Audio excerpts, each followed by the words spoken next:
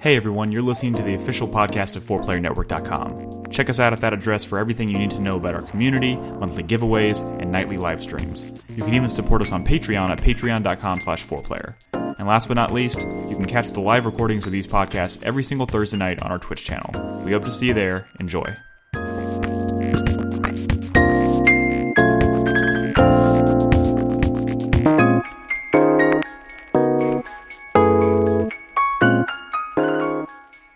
Speaking of well-lubed machines, hey everyone, welcome to 4Player Podcast. This is episode 689. It is July 22nd, 2021, and my name is Nick Henderson, and I am joined tonight by Brad Simons. Yo.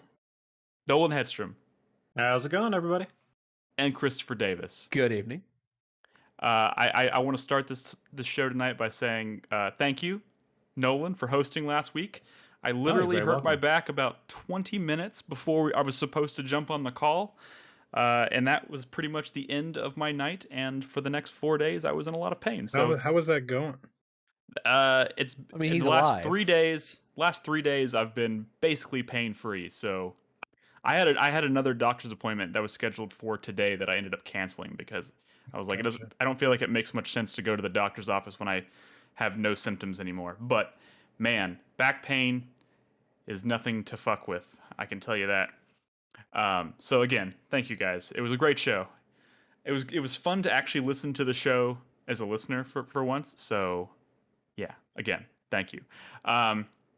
We got a good show lined up tonight. A lot of new stuff to talk about. A lot of old stuff and some newish old stuff. I don't know how to describe Pretty much that. everything is 10 years or older or some shit, right? Except for one. Well, Skyward, Dead Space, what's old is new again.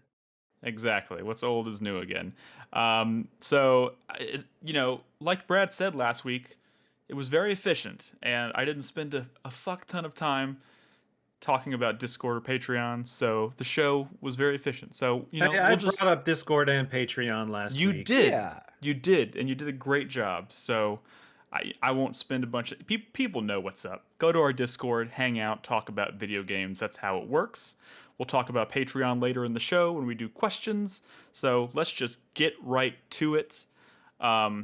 I want to kind of end the first segment with Skyward Sword because we're going to roll into the second segment, and we might be joined by David in the second segment to kind of give his thoughts on Skyward Sword. So we'll kind of bridge the gap there with that game. So I guess I want to start tonight with the new game.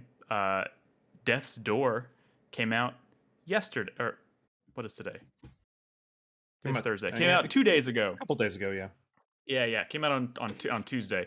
This is the next game from Acid Nerve. Those are the guys that made Titan Souls, which came out in 2016, I believe, and that was on my top 10 that year. It's been a while. Souls or Soul? They haven't done anything else since then? Titan Souls. It's Titan Souls, right? Plural? Oh yeah, I guess so. Yeah. Yes, you are right. This is their next game since then, and honestly, because it makes sense if you've played Titan Souls and you've played Death's Door, which I can now say I've done both. I feel like that time span, that development time, makes total sense because a lot of the things people were saying about Titan Souls back then, and despite the fact that it was one of my favorite games of the year, what people were saying was true. It was a cool idea for sure. It was just the execution of outside of that core idea, which was really cool, was kind of... Yeah, the world was empty. The world was very sparse. There was there was nothing really to discover except for the path to the next boss. It was basically a boss rush game. That wasn't the problem with Titan Souls. The whole concept is Titan Souls is the boss can kill you in one hit, and you pretty much kill the boss in one hit. And then they kind of play with that in clever ways. But when you can die in one hit and you still have to walk all the way back to where you fought the boss in a world that's empty, it was kind of like, well, this seems flawed, but Yeah, and I think that that game shined in its boss fights and the satisfaction you got when you landed the killing blow, because literally, like you said, Brad, with maybe a few exceptions because of the way they tweaked boss fights, the game was leaning really heavily on the feeling you get when you land a killing blow, and that was super satisfying, and that's why I love the game. But everything kind of outside of that was sparse and was, it didn't feel very alive. This game, and I'll preface this by saying I'm only about 3 hours into it total. This is, this is the best Zelda game I'm playing this week. uh, that's Wow. Okay. Wow. well. To be fair, the other Zelda game we are talking about is Skyward Sword. For whatever, take that, for what it's worth. But An improved um, version of Skyward Sword, bro. an improved version of Skyward Sword. But Death's Door, because I've been looking forward to this for a while purely because of how I felt about Titan Souls, and I liked kind of the look and the concept of it. Right, you're playing this like Grim Reaper, but all the Reapers in this world are like crows, and you're working out of this uh agency that like they send reapers out to like reap souls or whatever, but they're all crows, and it's got a nice sense of humor and it has this nice charming look to it, and that's kind of really all I knew about it.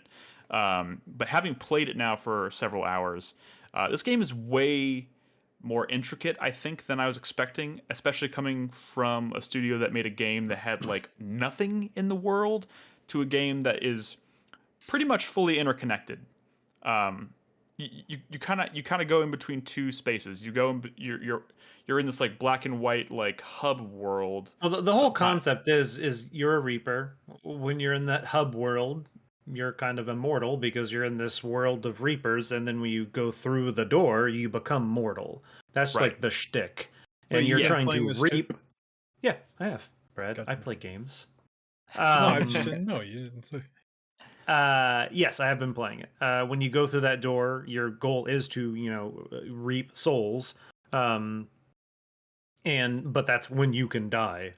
But yeah, that's like the But concept. both of those worlds are pretty intricately designed. They're pretty, Hmm. they have lots of winding paths and secrets to find. And as you progress in the game and you unlock new abilities and secrets, they give you the ability to explore further and further into that world. So as you play more, the world, it kind of expands. It gets bigger and bigger and bigger.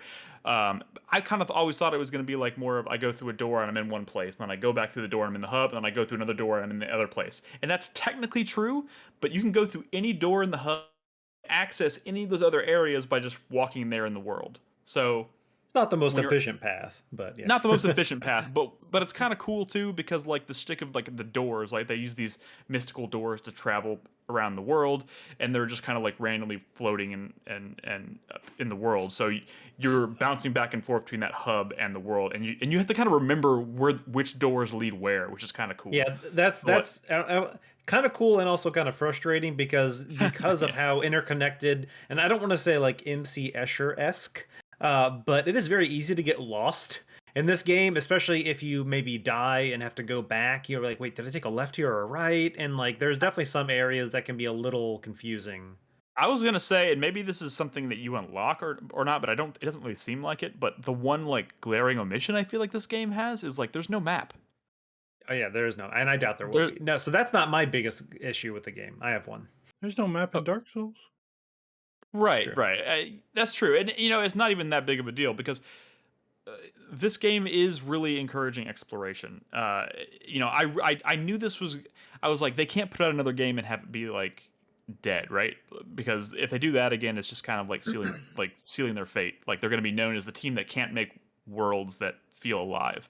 This is the total opposite of that. Like you spend so much time exploring, and there's lots of really clever puzzles and lots of really clever secrets that use abilities and items in creative ways. And that's getting more and more like in like the first hour you're playing this. I don't feel like you get a good taste of that. I feel like in the first hour it's kind of like I can see this is going to be kind of uninspired. But as you play Mhm. more, it starts to get like that becomes more. It becomes more apparent that this is actually quite a bit more diverse than I was expecting, and I find myself constantly being pulled, wanting to be pulled in many different directions. Like I want to explore, but I don't know where I want to go yet, so I'm kind of like frozen, which I like that feeling in games like this. Um, the one thing they did keep though from Titan Souls, which I'm really really happy about, is they keep the bow and the feel and the control of the bow and arrow, where you hold Hmm. down the left trigger and Trigger. you become static, and then you can pivot, and then you hold down, I think, B on the control The on, right button, yeah. yeah. Yeah, and you'll draw the arrow and fire, and it becomes like you're basically just pointing which direction you want to fire the arrow, and that's exactly how it worked in Titan Souls.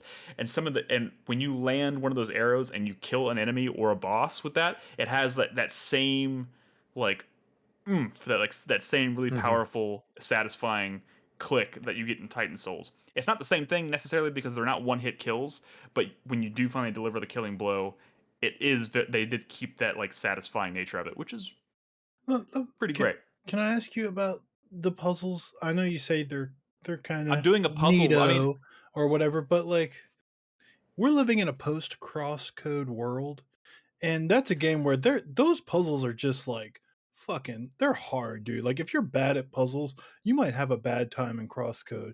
And I kind of really appreciate that. Is this more of like, I really got to figure this out, or like I see what it's doing, that's kind of clever. so And I feel like puzzle difficulty has been ramping up steadily in difficulty, but at the same time, I do feel like this has the same kind of like chill factor of like a Zelda game. This feels very like like a Link a Between Worlds to me. Like that level of like all the puzzles are fairly simple. You just kind Link of have to Between Worlds has some identify. good puzzle dungeon No. design. It does. But I never found myself stressed out about trying to solve a puzzle in that game. Like they're all So yeah, clever, Sure. they're all well that's designed.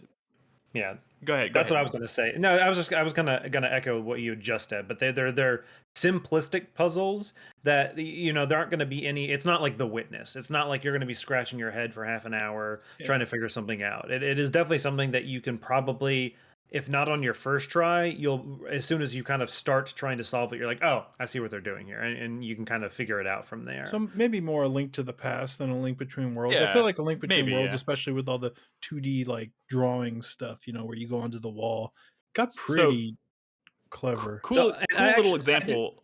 I found, sorry, just real quick anecdote because I did this today, like just before the podcast. So in this dungeon I'm in the footage here, I'm exploring this like mansion, right?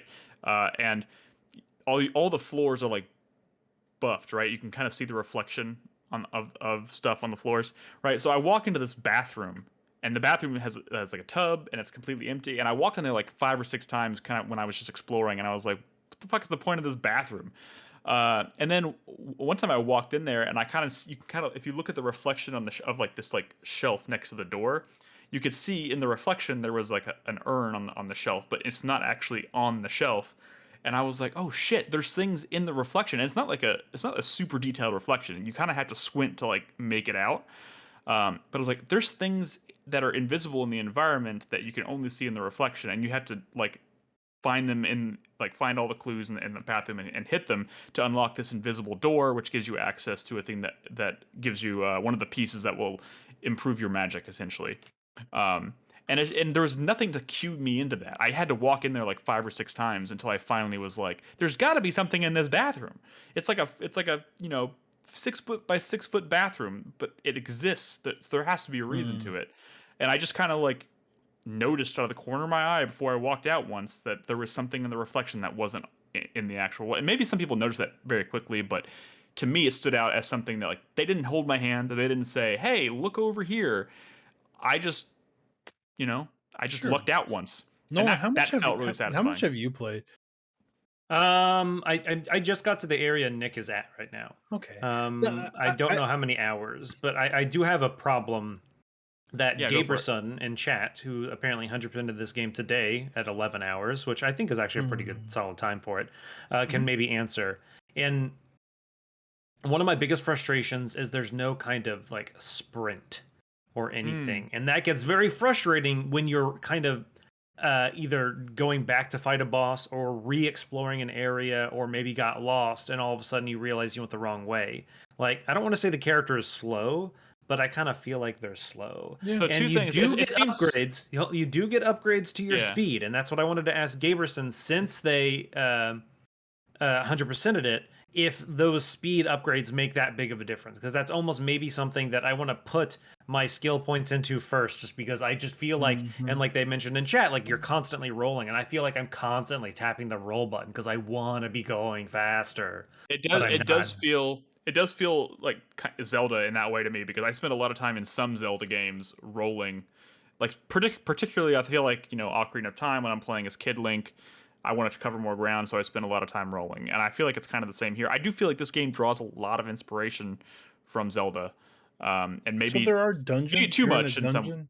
Yeah, this is straight up a dungeon. And in fact, I'm not done with this dungeon yet, and I've been working on it for about an hour and a half now. Because you do this like upper part in the mansion, and then after you unlock up this door, and then you go down into the basement, and there's a whole fucking part in the basement. Yeah, and you're trying to get it's very Zelda in that you're trying to go to these key locations and you're trying to reap very particular souls. And in this, there's this like old lady that reminds me of the witch from Spirited Away, uh, Gotcha. kind of that runs this house. So you're trying to get to her, and she's in the basement. Um, but yeah, man, it's pretty great, and it has like the chillest soundtrack, and I kind of love it.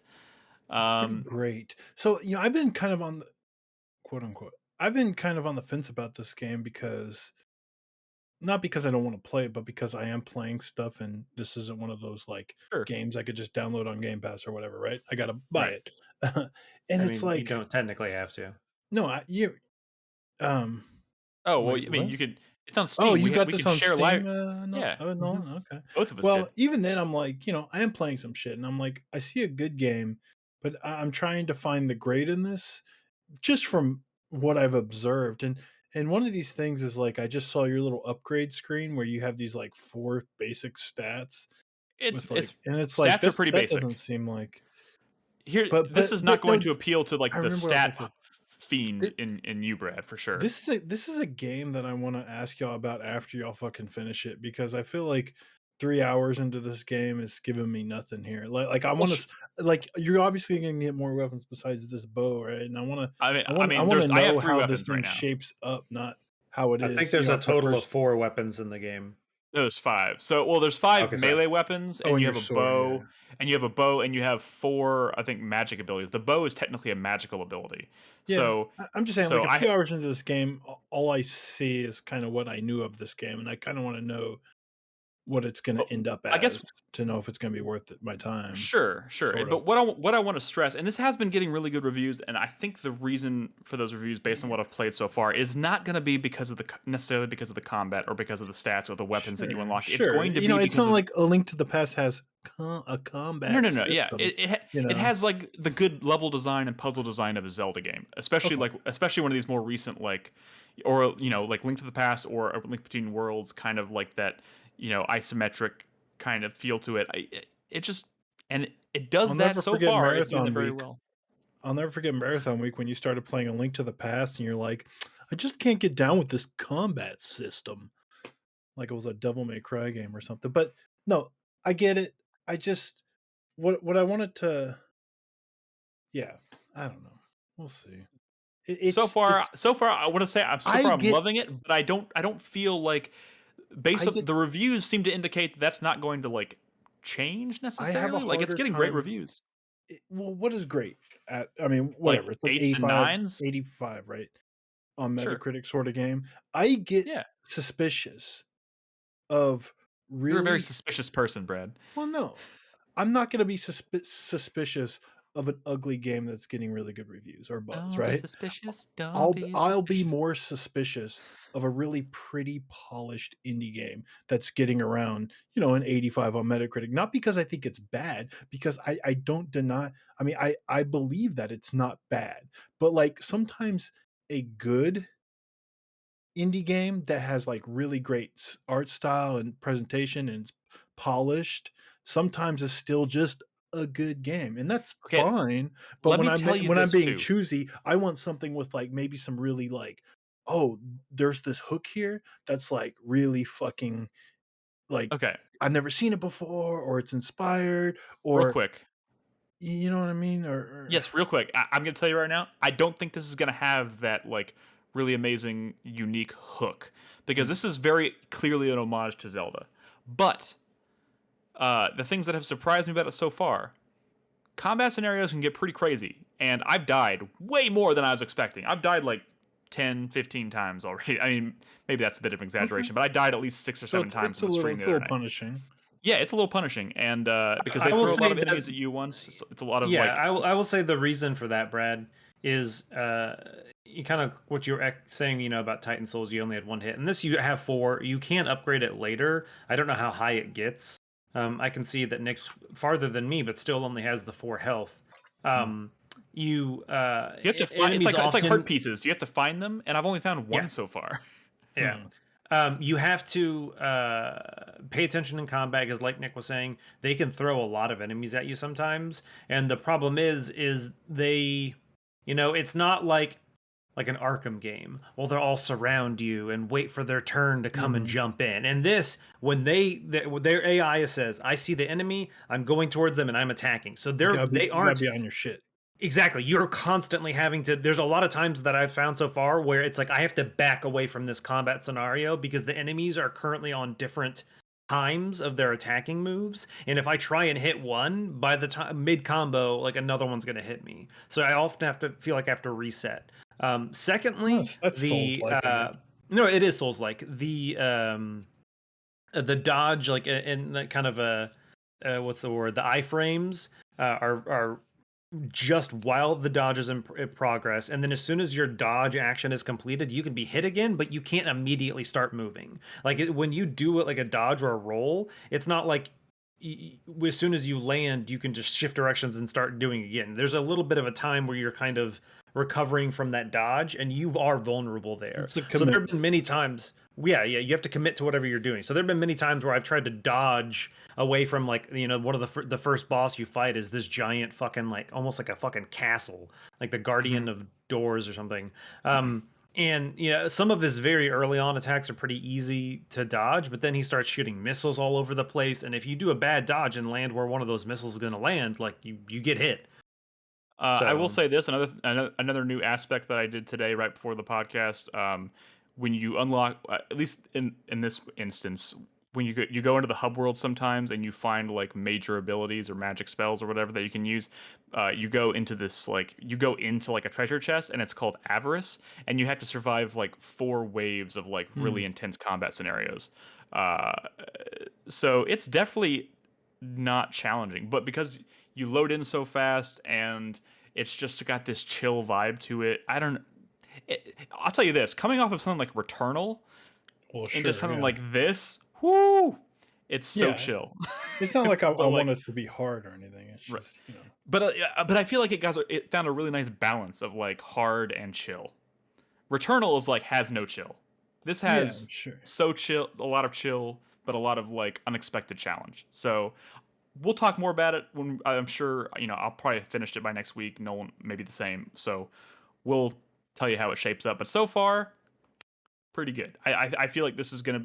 I don't know much about Acid Nerve beyond Titan Souls, but of these two games, I feel like this is gonna end up being the one that maybe uh, makes a name. I don't want to say makes a name for them, but like this will probably be the one people remember over Titan Souls, just because there's so much more going on. Sure. aren't those the only two games they've done? They might. I feel like there might be others, but maybe I'm wrong. I feel Because I'm like pretty Titan sure Souls. if I eh, recall, it took a team of like two people. Like Oh well, this definitely. this is not like a huge company. I think it's like a couple of people. Yeah, well, that would it's explain super why Yeah, it's charming. different. Acid Nerve is a two-person team from Manchester, United Kingdom, making independent games with artists from around the world. Are they On still two people? their games list is Titan Souls, Telepaint, Death's Door, and Games Jam. Telepaint looks like a iOS game, Hmm, Hmm. and Games Jam it looks like obviously at Games Jam they've maybe kind of put out a couple of little things. Hmm. gotcha. But yeah. That's cool. I mean, I think it's a cool studio. They've done some really unique things, and the times when they've obviously tried to hone in on something that is more of like an homage to something like this, they've done it very well. So bravo. I like both their games quite a bit, and so far this is shaping up to be another one. But like I said, we'll talk more about it after we finished it. Well, Um, the more natural transition would be into Skyward Sword, but I think we're gonna not do that. you don't want to talk? I mean, Well, I don't know. I thought you were gonna wait a little bit on that one. Well, I was gonna try and end the first segment with Skyward Sword, so that when we come Okay. back, we're Yeah. just maybe still Let's talking about let's it with talk about David. my game then, Nick. Yeah, let's do it. This is the new game, new Metroid game from Uh, Nintendo. Look, man, I've been struggling with finding something to stream lately. I have been playing Monster Hunter Stories 2 off and Oh, you gonna on, ask me about that? but it's been more of like a comfort food thing, just kind of like, oh, what new monster am I gonna get? It's very chill, right? It's a very Brad, chill game, are you gonna and, ask and me about that? no, but it's well, yeah, no, I might at the maybe when I'm done talking here, um, but it's not like very stream friendly, right? Because if you're not playing it, it's just an RPG. And the only other way that might be exciting is if you're like a big Monster Hunter fan and like, oh, what new monster are we going to see? But, you know, honestly, not the most stream friendly game. So I've just been kind of looking for something to stream and, I threw this on a poll and I was surprised everyone voted for it. And I guess it's because people are excited about Metroid Dread. And the Right. last real 2D mainline Metroid game was Metroid Fusion on the Game Which Boy blows my Advance. mind. I did not think it had been Yeah. that long, but What I it's mean, I don't claim to be a Metroid expert, so it's been a very long time. This came out the same day as Metroid Prime, the first one on the GameCube. This is very old, which is great day for Metroid fans. All downhill after that. Well, that's not true. well, not Um, you got three good Metroid Prime games, right? They're all that good. Yeah, yeah. No, I'm not. Look, you're not wrong. But so Metroid Fusion, this is always this one, but maybe the most divisive of the there's not a lot of 2D Metroid games, right? But Super Metroid is this beloved game, right? Obviously, one of the most beloved games ever, right? Um, and Hey, and the real quick, original Metroid. sorry to interrupt, Chris. Do you see the stream? We're all cut in half. Oh, okay. Yeah, one sec. Sorry, go ahead, Brad. I Okay. didn't. It looked like Chris Davis hadn't noticed the stream was Well, he'll presentation fix it. was He'll fucked fix up. it. So in the original Metroid came out, in 1986. It's really fucking old. Sometimes it's Yeah. hard to go back to NES games, right? Well, they remade the original, Metroid game in Zero Mission. Zero Mission came out after this, and Zero Mission's fucking great, right? But this was what the hell? Oh, Sorry, this was the he's last. fixing it. Don't worry about it. Yeah, go Well, it ahead. started. Oh, okay. This is the last mainline, 2D Metroid game, right? And Right. I would say to me, it's probably my least, if I'm not counting like the really old stuff, like look, there's not a lot of side-scrolling Metroid games, but if I were to compare like Super Metroid and Zero Mission and Fusion, this is definitely like my least favorite of those. Maybe by quite a lot, just because I love Super Metroid so much and I love Zero much. And this one's good too because it's like a fucking Metroid game and there's some neat ideas in here. Have any of y'all played Metroid Fusion? The Mhm. only Metroid 2D Metroid game I've ever played is Super Metroid, and that was for the Okay. that was for our Project M, or Okay. Yeah, mini I play a Project little M. bit of Fusion. So Fusion has some neat ideas. You have this fusion suit where like you're kind of like Metroid shit has basically infused in your suit, and you kind of need it to survive or whatever. Oh, is that why And she's blue? yeah, that's why she's blue, I guess. She's got gooey stuff on her suit. Um, and so one of the things you get from this game is when you kill enemies, they're like kind of I don't even know what it's called. They're they're it's like alien parasite DNA, whatever. I don't fucking know. You kind of get that to heal up, right? Which it isn't really all that different because you kind of get health from killing enemies in other Metroid games, but they do some like cool stuff with it where if you don't get it right away, it'll go like find another enemy in the environment and maybe like buff it up in the case Oh, of some enemies, or just like create another enemy somewhere in the environment. So like when you kill an enemy, you want to kind of get that healing, that that health or the missiles Mhm. like pretty quickly, because I don't know if you see it in this footage, but if you're kind of slow to it, it could like create a new enemy like right next to you. And one of the things about Metroid Fusion is, I don't know if I guess it's this way about all 2D Metroid games, but you take a lot of damage from getting hit. And I think you're going to see me in this footage like really eat shit real quick on this boss. which it was just one of those situations where this is where I was in the game, and I'm like, oh, I guess this is going to be my footage for the podcast. And I remember this boss, but like um, I struggle at first. You have So performance I was anxiety, bro. We know this. no, no, it's not that. It's just the thing is Metroid Fusion's not an easy game because you take a lot of damage from getting hit, and I feel like more so than other or less so than other Metroid games, like getting your health back is very difficult. So you're kind of needing to play really safe, right? Because you take damage and you're gonna get. I mean, you just take a lot of fucking damage, and if you're trying to get back up to full health, you're going to be killing a lot of shit because I feel like every enemy you kill is only giving you like 10 health. And if you have, 500 health, you're going to have to like kill a lot of fucking enemies to get back up and to get back up to like full health. And you get into these scenarios where it's like, all right, I'm just going to enter and exit the screen a bunch, kill these enemies and get my health back up. But if you accidentally like hit one of them while you're doing that, all of a sudden it's like, oh fuck, dude, I gotta like do this 5 more times to Mhm. just get back to where I was, before I got hit.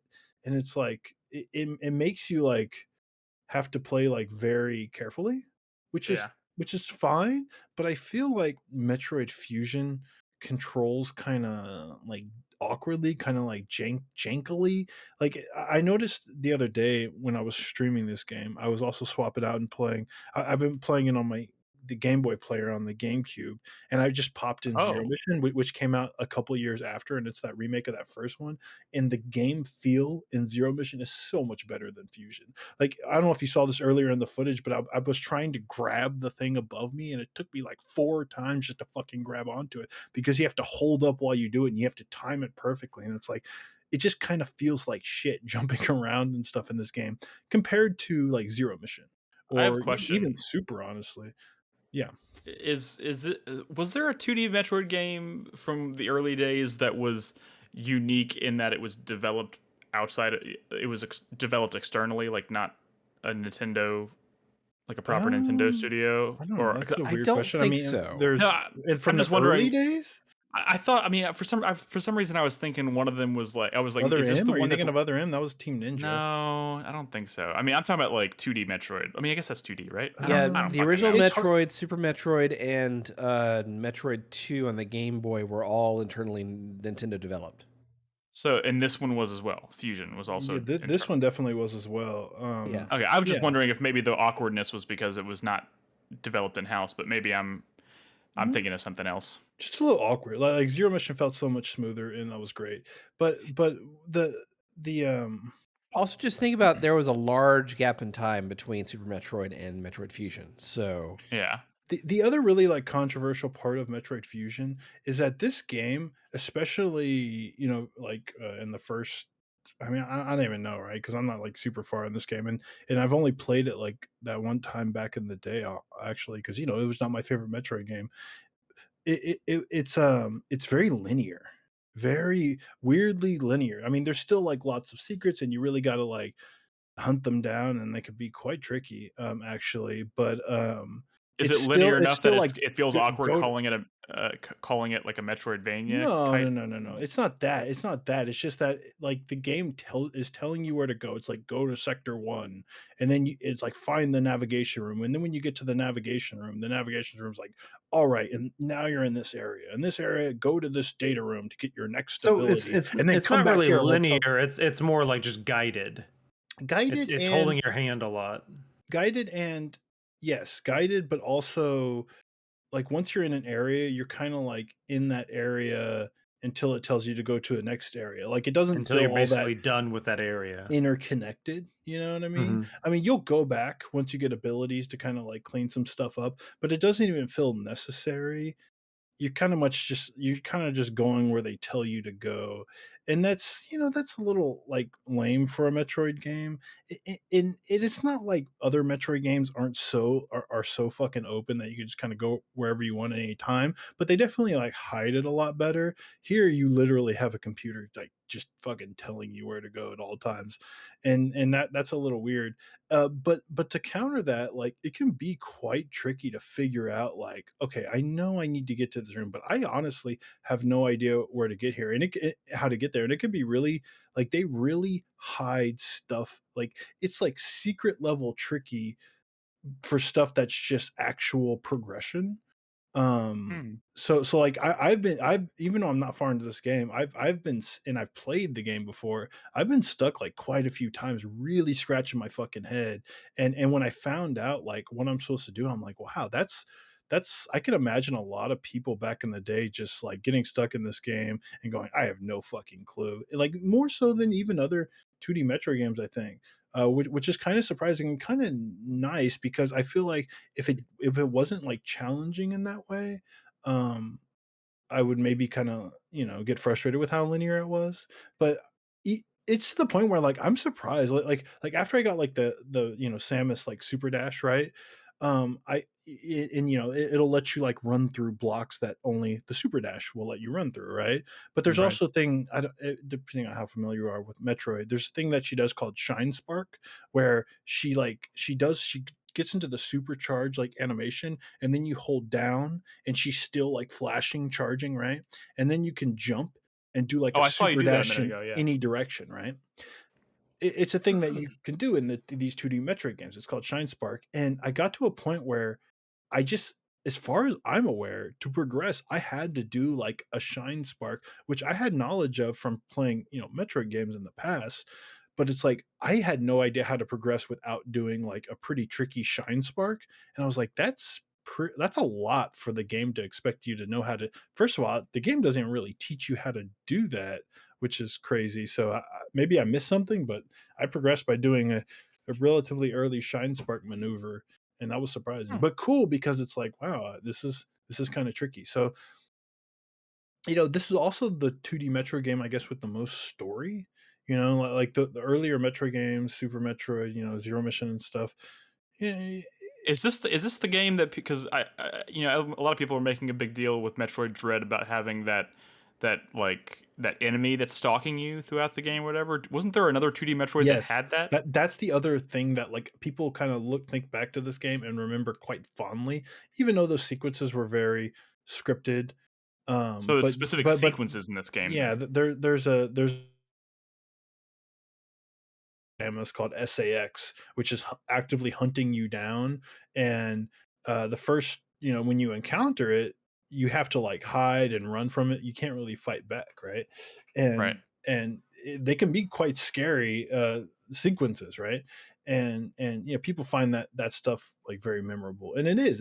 It's true, but like I think people's memories forget like how few encounters with SAX there actually is, and again how kind of scripted and linear they are in terms of like when she shows. It would be cool, like a dream game would be to have like a I guess a Metroid Prime game, but with like an Mr. X. SAX, with like a Mr. X style SAX, right, encounter where SAX could show up at any time and you just have to like kind of get out of there. That would be fucking rad, right? But here, again, I think people remember it fondly, more fondly than it actually is. But with that said, it's still a Metroid game, and that's great. But one of the other things I would kind of give a thumbs down on this game to as to why Fusion is like kind of like near the bottom of my favorite Metroid games is that the music is kind of, the GBA was very hit or miss in terms of like soundtrack quality, and you kind of had to commit like resources to make music that actually sounded really good.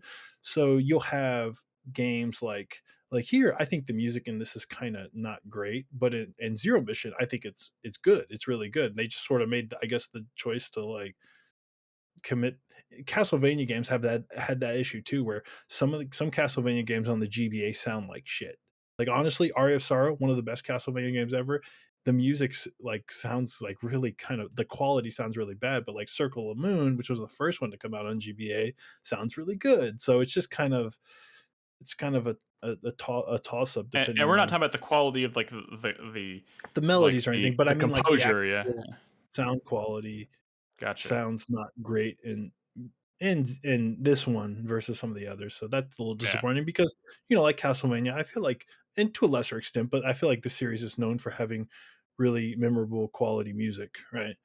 Yeah. Um, Are you gonna finish this before? Are you gonna try and finish this before Dread this is comes out?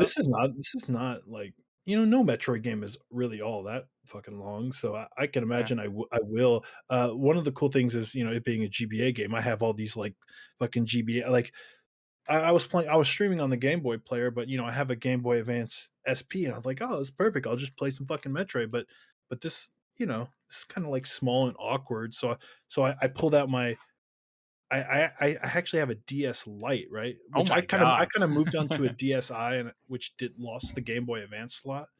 But I had this one, and I'm like, well, this is better because it's like wider and easier to hold, and I can still play Game Boy Advance games, and they look good. But the L button wasn't working, and I was like, oh, well, I need the fucking L button to work. But I had just gotten tools in to take apart my Joy-Con and replace the stick, and those same tools work on this DS Lite. So I just looked up a video how to fix an L button, and I took the fucking thing apart and fixed it. Look at And you you know, fixing things. yeah. So now I have a nice little handheld device to play Metroid on, so I'll probably get through it. Sweet. Um, yeah, it's been good. Turns out Metroid's pretty Pretty good. pretty good. I Pretty still good. like Good this more thought. than Samus Returns though. So fuck you, Mercury Steam. There we go. You know, it's Drunken Merchant in chat mentioned it, but I think what I was actually thinking of when I was asking about the external developer was Zelda Oracle of Ages and Seasons being developed by Yeah. Capcom. Yeah, That's probably Nintendo what I was was was thinking of. doing some of that back in the day. They did with F-Zero as well, Yeah. where they were kind of farming that stuff out. But I'm pretty sure the only one that maybe not is Zero Mission. Maybe I don't know. I can see Mhm. that being Capcom, but I don't actually remember. So yeah, All right. Well, let's keep this Nintendo train rolling, and let's talk about one of the best 3D Zelda games ever made. I What don't that's a think Sorry, lot. I don't think yeah, I don't anyone know. says it's one of the best. Yeah, no, I was There's a lot just of good being 3D Zelda games now. I was being sarcastic. So I S- Nolan, you're I playing have Skyward Sword questions HD. Yeah. I have also been playing for the Skyward Sword first time HD. ever. I've never played Skyward Sword. Unlike Twilight Princess is one that I've never finished. Oh I'd Oh, wow. never really? touched. Yeah, I know. Thank you. I'm aware.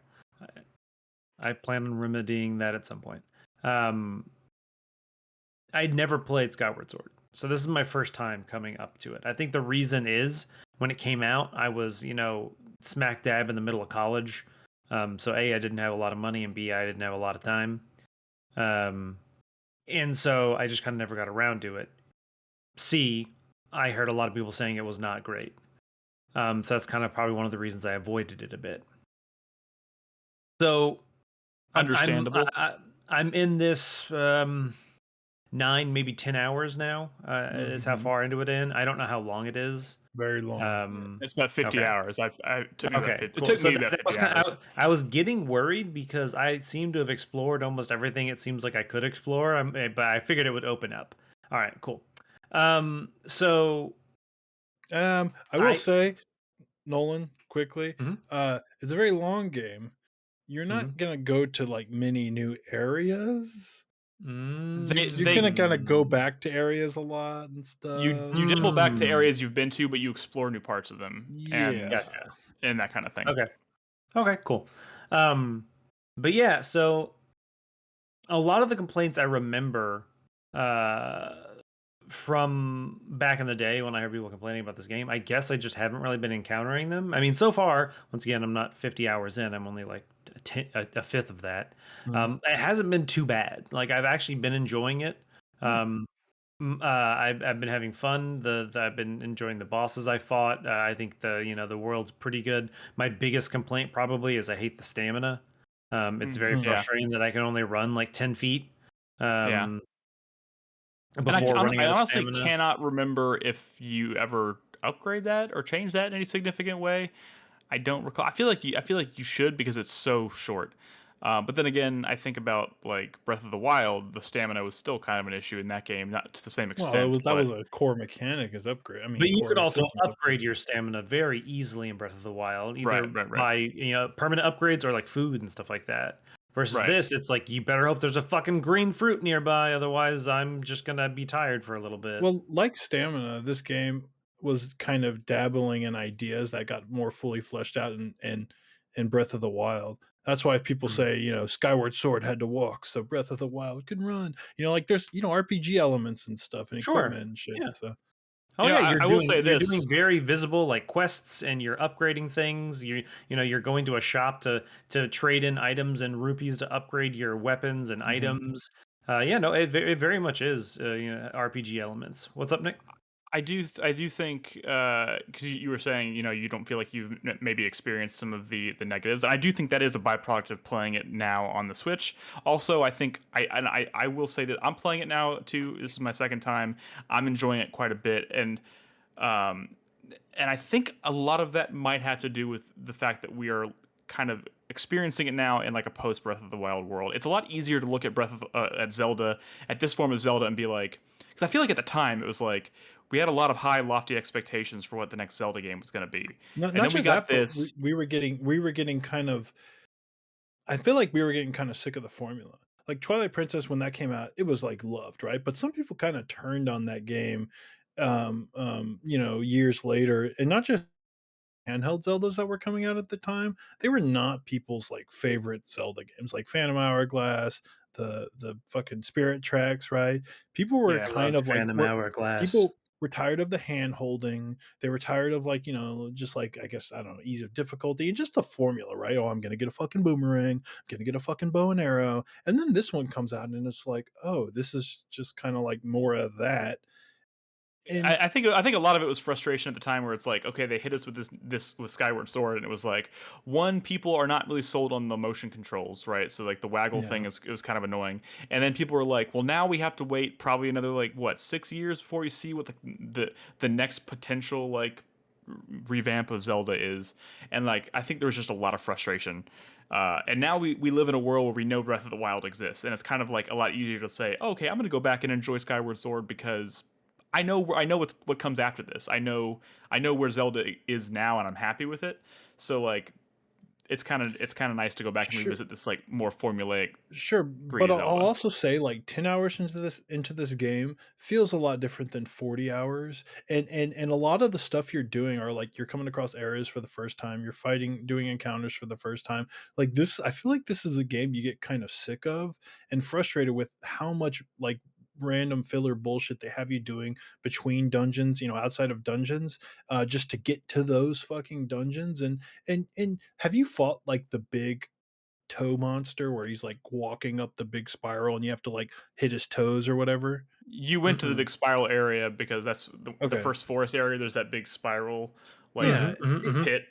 It's Okay, like it's You do like a yeah, it's yeah. boss. like You do a this. boss fight there like 3 times, It's and like a it's like boss Oh, sequence wow. that's like okay. Well, it's more like four, I think, or five. I mean, maybe. I don't know. It keeps happening, and that first time you're like, okay, well, this is actually kind of annoying, but fine. Maybe it's not as annoying when you don't have to use motion controls. I don't know, but by the fourth time you're doing it, it's like, like why the fuck this, dude? I just want to go solve some puzzles or whatever, and I'm doing this sequence I'm just forced to do yet Yeah. again, and ugh, This HD remake. So what I will say is this HD version does iron out some of the annoyances. I'm Mhm. playing without motion controls, and Same. I'm enjoying it. mm. It's done away with a lot of the repetitive, like telling you about things that you've already picked up 100 times, that kind of And thing. So all Fee, of that right? Fee shuts up, right? fee will only come out like important story moments, or when you tell her to by hitting I think down or right on the D-pad or Oh something. god, So that's refreshing. yeah, and Oh, she can be did she used to helpful. come out a lot? Oh Yeah, my she used to god, it just come was out all the time and be like, "Hey, let me tell you about this," and you're like, "Shut the Oh, fuck wow. again, up." again, this is why people responded to Breath of the Wild so favorably, and even A Link Between Worlds, because it was more like, look, we're just gonna like, not hold your fucking hand, go play the game how you want. But this was the worst offender of like, we're gonna handheld every single thing you do. She's gonna Mm. pop out. She's gonna explain something to you. She's gonna tell you where to go. She's gonna tell you how to beat something, and it's just shut the fuck up and let me play my Zelda game. She can be helpful. So She can totally be helpful, but like just like making her silent until you ask for her help is just yeah. so So one so thing I good. was gonna mention, once again, this being the first time I've experienced this game, so I don't have that frame of reference for Fee being annoying. But the one thing, with the limited amount I've played, like I said, I'm only in the third area. Um, the first two areas are super linear. I'm hoping it opens up, or does it not? Is it this entire game I mean, super linear? you've got a pretty good It's idea of like the linear. structure of the game so Okay. far. I mean, and that's another thing that maybe this game. So like you could tell they wanted to do like the sky, like flying around the sky thing, right? But they There's nothing up there. maybe It's it was empty. technologically like the fact that you can't just fly up to the sky and then go down, and you have to go through Yeah. like a loading screen, which just kind of Mhm. rips you out of the experience, especially in a post Breath of the Wild world. Is kind of like fuck, They're like trying to that's go why. for Wind Waker in the air, and it Well, so doesn't. I It's mean, not the that's the same. thing with, if you look back at Wind Waker, for the most part, out in the ocean there was nothing. You have the major islands, you have a couple of little things. It's like that in this too when you're in like the sky area. But there's even less. Does the sky area get any bigger I don't than remember There's honestly. another little side area to the sky area, if I Okay. remember correctly. But It's just a and very I forget. disjointed game, which is kind of unusual, which feels a little unusual for Zelda. Like Yeah. Twilight Princess and Ocarina of Time, and even and Wind Waker, all felt like quote unquote open world games. This feels Mhm. less so. I mean, even though it technically is, you can go anywhere and do anything you want, but like everything is kind of you have to go through some kind of loading screen to kind of get to. You know what I mean? Like you have Yeah. to go through a process, and when you go down to the forest, you're in the forest. You have to run around, and you have to go to a save point until you want to fly back into the sky. And that was kind of a And then bummer. 30 hours in, you got to go back to the forest and do more bullshit. And Which is why people I think saw the trailer for Breath of the Wild 2 and are suddenly very excited, because it seems like they're kind of trying again to do that with the floating Mhm. islands thing, hmm but seamlessly like Breath of the Wild. yeah. Dude. Oh yeah, so that's the other thing, is in this you have that fucking parachute, which is completely fucking useless. Like, it doesn't do anything. First off, it Um, auto deploys, so it's not like that it even needs to exist. Secondly, when you do manually deploy it, you can't like move. It's just you're now falling slowly. You can't like adjust your trajectory or anything. There are so many like uh baby versions of mechanics that were fleshed out in Breath of the Wild in this Mm-hmm. game. It's kind of shocking. Like Mm-hmm. you yeah. know, Yeah. and it makes sense. Um, but again, I feel like this is just one of those situations where, in hindsight, we can enjoy. I think it's a lot easier to enjoy. It still had like the Zelda like charm. I think it's still great. Sure. Well, of Like course, and very much. one and when this game first came out, and maybe this is a byproduct of like I feel like there were a lot more jaggies on the Wii. Like it was just a Oh yeah, rougher no, looking they're game. That was a standard Everything's been def game. smoothed out. Yeah, everything's been smoothed out here, and like I feel like the art style works a lot better now. mhm. And it still kind of looks kind of weird. Like I don't know how to Well, explain yeah, it. But like it's like a slightly more stylized Twilight Princess, and it was just kind of yeah, but like a like they have this weird like half like measure. surfaces have like this weird like kind of like watercolor texture Yeah. to it, Yeah. Mhm. and I really like that. Like Sure. it kind of This game looked it good back makes then too. I mean, yeah, and I think it still looks great. And being able to like I've been playing this a lot on my lunch breaks and stuff, and in bed at night, and like and maybe that's I feel like being locked in front of my TV for 50 hours playing this on the Wii back in 2011 or whatever when this game mhm. came out was just maybe not ideal. But like being able to play this on the go and just kind of like boot it up, play it for 10 minutes or 20 minutes, whatever, and then put it to sleep and pick it back up is just it's kind of like it How feels more like many a handheld Zelda in that sense, like how an many actual dungeons handheld Zelda. how many dungeons have you done Nolan? Because I know. Um, Sorry, Nick. I I'm mean, you've on. played this game before, so I'm No, less interested in your thoughts. Nolan's like just ahead. We're kind of in the same spot, but he's I know, farther. but I'm saying So I'm less interested I'm in your impressions of this game sure, than I'm in. Nolan's I'm are. in the fine. third dungeon. Okay. So I do have more opinions on it. As well. There are some things I do like about it. So Well, I will agree that. Sorry, go ahead, Brad. If I you were wanted gonna to ask a ask you question. what you thought of the dungeon so far. So far, like I said, the two dungeons I've completed and now on the third one, like I said, they're very very linear for what they are, and that's kind of one of my frustrations. And in looking back, I know older Zelda games were kind of like that. Yeah. You know, you walk into a room, you can go straight left or right, but the straight one has a key in it. The right one, you can't access the door, so you have to go left. You know, it's one of those things where it's never really been difficult to solve Zelda dungeons because generally it's all of your options. It's very obvious which choice you have to make. Which, you know, whatever, that's fine. I want to Um, say they get a little bit more intricate There's the later. one in the Sand Sea, which is like I thought was a really cool dungeons where you use the time stones. Is that the one you're in now? Is that the third dungeon? yeah, this is the third area, yeah. Have you done So like you're the sand ship in the Sand Sea? no, I've Okay, not done okay, that yet. okay. The Um, that sequence in the dungeon after that is really cool. Okay, I think I might be maybe about to be right there. I think, but anyway, there are a lot of things I do like about this game that it seems like maybe they made kind of brought along.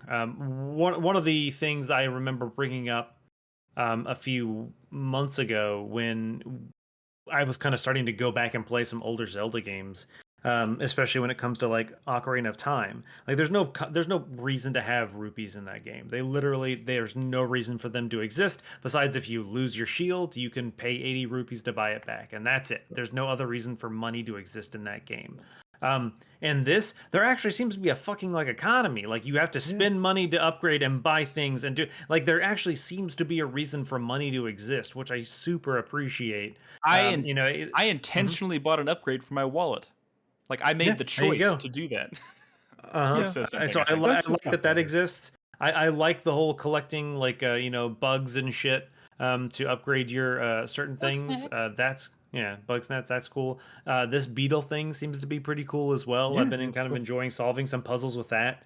I don't know, they didn't, to my knowledge, bring this back for Breath of the Wild, but I love that you can fucking pick up a bomb and just put it in your bag. That is so nice Yeah. compared to like just having to like go around and slash random bushes until you find bombs. This, you can literally just pick them up and put them in your sack. It's very convenient. You know where to get bombs when you're missing them. So Um, I have a question, and mhm. Nick might be the better one to answer this, but Fuck you. uh, since this is a remaster thing, It is a how have they remaster thing. handled the transition from motion controls to just full controller? No one can answer that. Yeah, He's why been can't I playing. answer that? Fuck you. I've been playing with a controller. Well, no, but Take I the mean, floor. Take the floor, I know Nolan. how it worked. Chris Davis, do you know how Wii U works? Or Wii? You just kind of do this, and that's how it works. And okay, they just Wait, well, are transitioned you that to the using the Joy analog stick. Cons? No, Oh, okay. I'm using my my Switch Pro controller right here.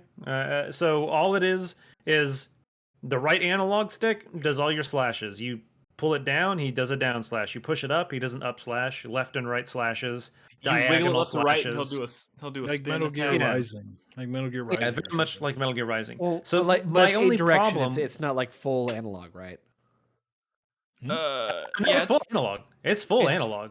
Okay, Because it yeah. has to be first. There's like puzzles where you have to like do a circle with your sword to like turn an eye so it gets dizzy. So no, it is completely full analog. It's okay, not. cool. It's well 360 degrees of rotation. You know, I don't know exactly what it is, but You yeah, no, know, it's still, very free. I The feel only like what you're problem I about to have with say that is. I know what you're gonna is say. Go ahead. is the camera control. Mm-hmm. Because of that, because you know, sword is so, you know, interacting with your sword freely in the environment is so important. They just have that on the analog, which means you can't rotate the camera.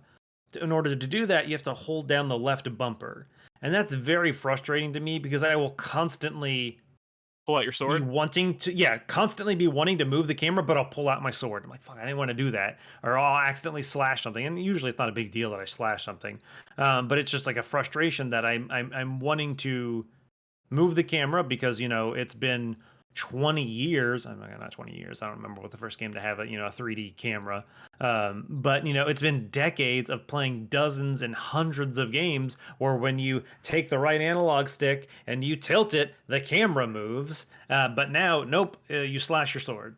I So pull out that my is sword definitely. no less than Mhm. 100 times in 20 minutes. Yeah, it's been a little frustrating. I've It was actually frustrating gotten. back then because there was no there Oh yeah, was no but that's one thing camera I will say. controls. I ended up I googled that because I was kind of curious about it, and yes, in the original game, you just couldn't change the camera You had to press the angle. button to recenter the camera behind you. Yeah. Yeah, which again makes this package a much more Hmm. palatable, I Yeah, think, but it experience. seems like such a flaw because I heard some people talking about it. It's like, Oh, why it didn't they is. just make it a toggle where if you hit the button, it just so you could just have camera control for a while without having to hold Hmm. down the button. It seems to me like they should have flipped it. Like instead of holding the left bumper to move the camera, you hold the left bumper Yeah. to actually move your sword. Which is Because how it works in Rising, I think. Mhm. I've been running around the world at this point now. I've got because I keep fucking pulling out my sword. I've just been Just 100% always of with the the left time bumper held. always Yeah. holding the left bumper held. Yeah. That Yeah. sucks. It does. Um, the other thing I will say that's a frustration, I don't know if it's just, an implementation because it's an older game. I hate flying in this game because the controls are not inverted when you're flying, and that is very Mm. frustrating because controls should always be inverted when you're flying because that makes sense because that is how a flight do. When you're in a flight and you have a stick, when you pull it back, you go up. But not in this game because when you pull it down, you go down, and it doesn't make sense. You can invert it, but then you also invert Link's controls and it's just like, Well, at least you don't have to like flap your fucking arms. that's true. Did you have to do that in the original game? Yeah. Yeah. Jesus Christ. So I think this all is one elaborate way of saying it's not perfect, but it's a much easier to get Oh to. yeah, Like it's much easier to recommend this game now, I think. And Yeah, for everything sure. I've heard is it is a vast improvement over the original. Yes, it is obviously a step backwards from Breath of the Wild, and you know what? Whatever, that's fine. It's not like they could have made this Breath of the Wild 1.5. But I'm definitely glad they put this out because I think you they know, took the weakest of the 3D Zelda games and indefinitely made it much better than But the original there were release. I things was that were really annoying in the original game that might just not be so annoying anymore because you don't have to do them with motion control. Like some of the boss fights when you're fighting the weird dude can actually be quite tricky with the motion control, which is probably a lot easier to do now with the I analog got my stick arms got or tired the like like the trying to fight that swimming or dude. whatever. I remember the swimming sucked and Uh, I huh. mean, I was y'all remember I was visibly disappointed at E3 when they didn't announce an Ocarina of Time and Twilight Princess coming to the Switch thing, and I was like, this Mhm. seems like such a strange choice, but like, it needed it more than anything Oh than yeah. any of the other games in the series. I feel like there's a lot of people out there who kind of, you know, maybe jumped on the hate train for Skyward Sword because that's a lot of people didn't have a lot of good things to say about it at the time, and a lot of those things have been ironed out. And I at the end of the day, I Mm. think it I feel like nothing here is so this is significant as like some of the changes they did for like Wind Waker. Like they sure. solved like serious issues people had with Wind Waker. Um I mean, nothing they do in this remaster is going to suddenly make this like unless you really not hate my the least motion favorite 3D controls, Zelda. and unless you really hated the motion controls, that's kind of a big deal. But I mean, I kind of liked the motion controls for combat in Skyward Sword. Like it was kind of fun to do. That It's was kind of fun to do, but 50 never my hours major in, it's not complaints. fun to do. Yeah, you know, yeah. I feel like it's just one of those things where it's like all of the charm of like the gimmick had long since worn off by the time I finished that game. These these time stones, Nolan. There's a dungeon that's based around those. That's really cool. Okay. Yeah, yeah, for sure. You'll get to that Well, eventually. I think we're gonna. I think I'm not entirely sure if David's gonna make it in time for the second segment. If he is, we might have a little bit more to say about this in the second segment because David he's wants to champion this game. I think he's really enjoying it. So why don't we? Maybe not. Maybe I'm putting words in his mouth. I don't I know. don't actually know. I just know he wanted to say some stuff about it. But I'm not sure if he's gonna make it in time. But anyways, that's neither here nor there. We have a lot more to talk about. Let's take a quick break. When we come back, we have a little bit of news to talk about, and then we'll answer some questions. We'll wrap up with the 4-player minute and all that good stuff. So don't go anywhere.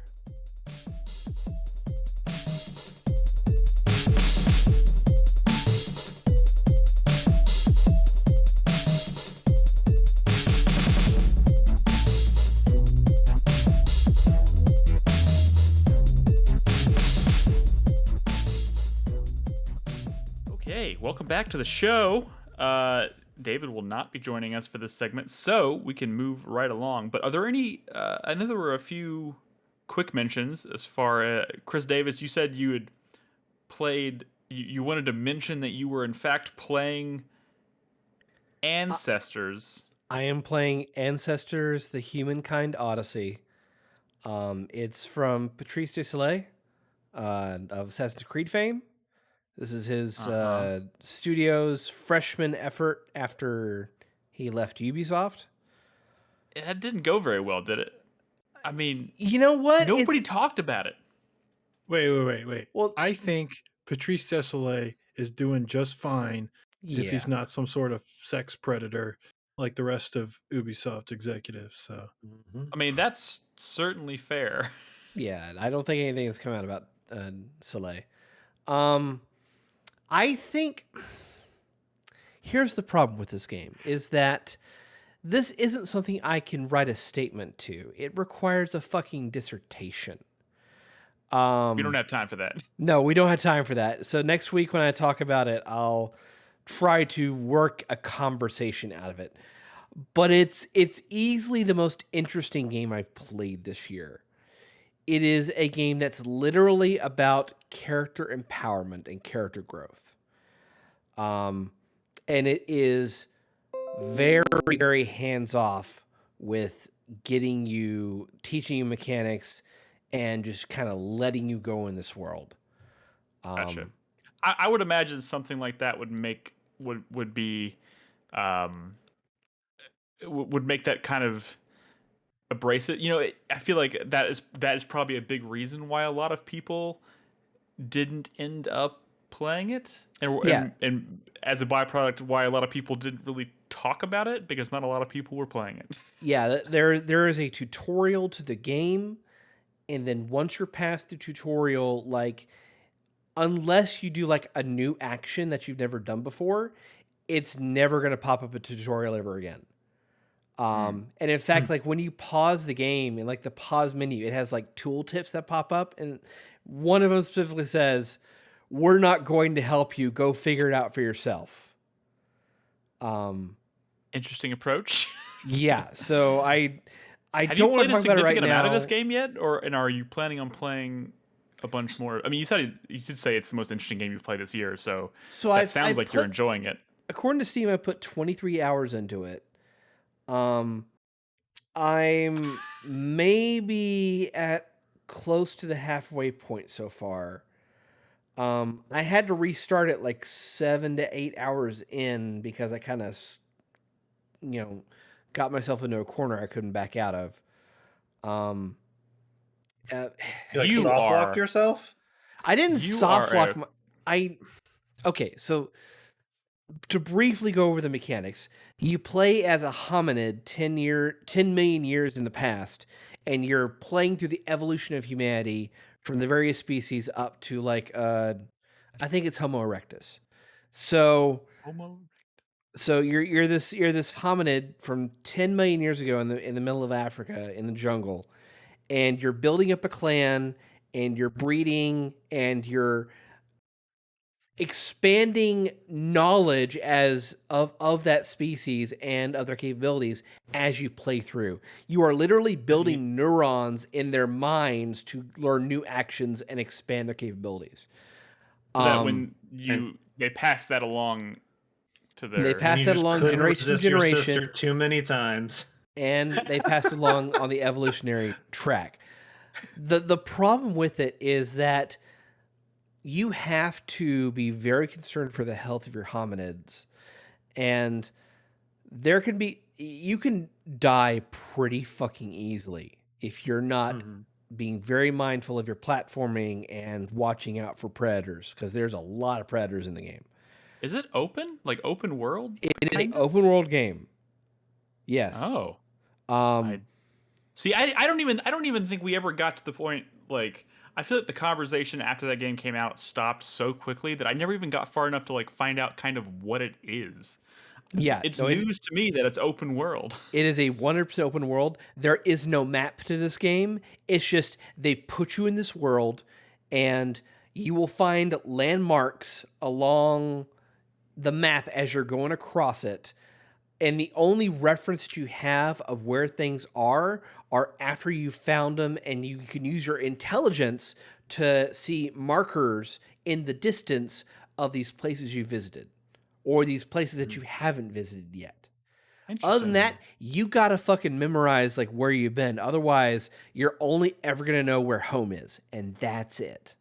So it's kind That's of where the like heart super is, Chris hardcore. Davis. It's like But it's kind of like super hardcore survival. it is very Game. super hardcore. But again, so the reason why I reset 8 hours in was I got into a bad loop. I like to call my What are first you playthrough doing, Step Hominid? I thought you were about to say Brad. I'm sorry. I'm clicking on European countries. I'm sorry. I like to call my first playthrough the Chronicles of the Death Baby, because I got into a loop where you have, as part of expanding your knowledge in the game, you have to carry a child of yours around with you to expand their knowledge and in turn expand your knowledge. Did you keep Okay. killing a baby? Is that what's happening here? Oh, You babies just died, yeeted but him off every cliff. but I had this particular baby that was from the very beginning of the game that I kept with me, and I kept having to rescue after it kept dying. Well, you got to go rescue him after your adult dies, and I found myself in a situation where I was trying to move my entire clan to a new oasis site for them to settle in, and I didn't realize that they were exceptionally dumb in the escort, and so they all just died off to predators along the way. So it just became me and this baby, my adult and this baby, and I would go around the map. I kept trying to find other hominids because I couldn't breed. But it was So I kept finding him, and my ape would die, and I would eventually find a new hominid after wandering around as the baby, and then the loop would just repeat. They would just keep I dying, can and I see would the just go gears find a in new Brad's ape. head are turning. So like, I killed eventually 7 or 8 hominids where I was like, I'm not finding enough, as an adult to actually breed and finding enough expand my ass. clan. I can't do anything else. So I need to restart. So that's why I You're did. just gonna have to go be a gay ape. A gape.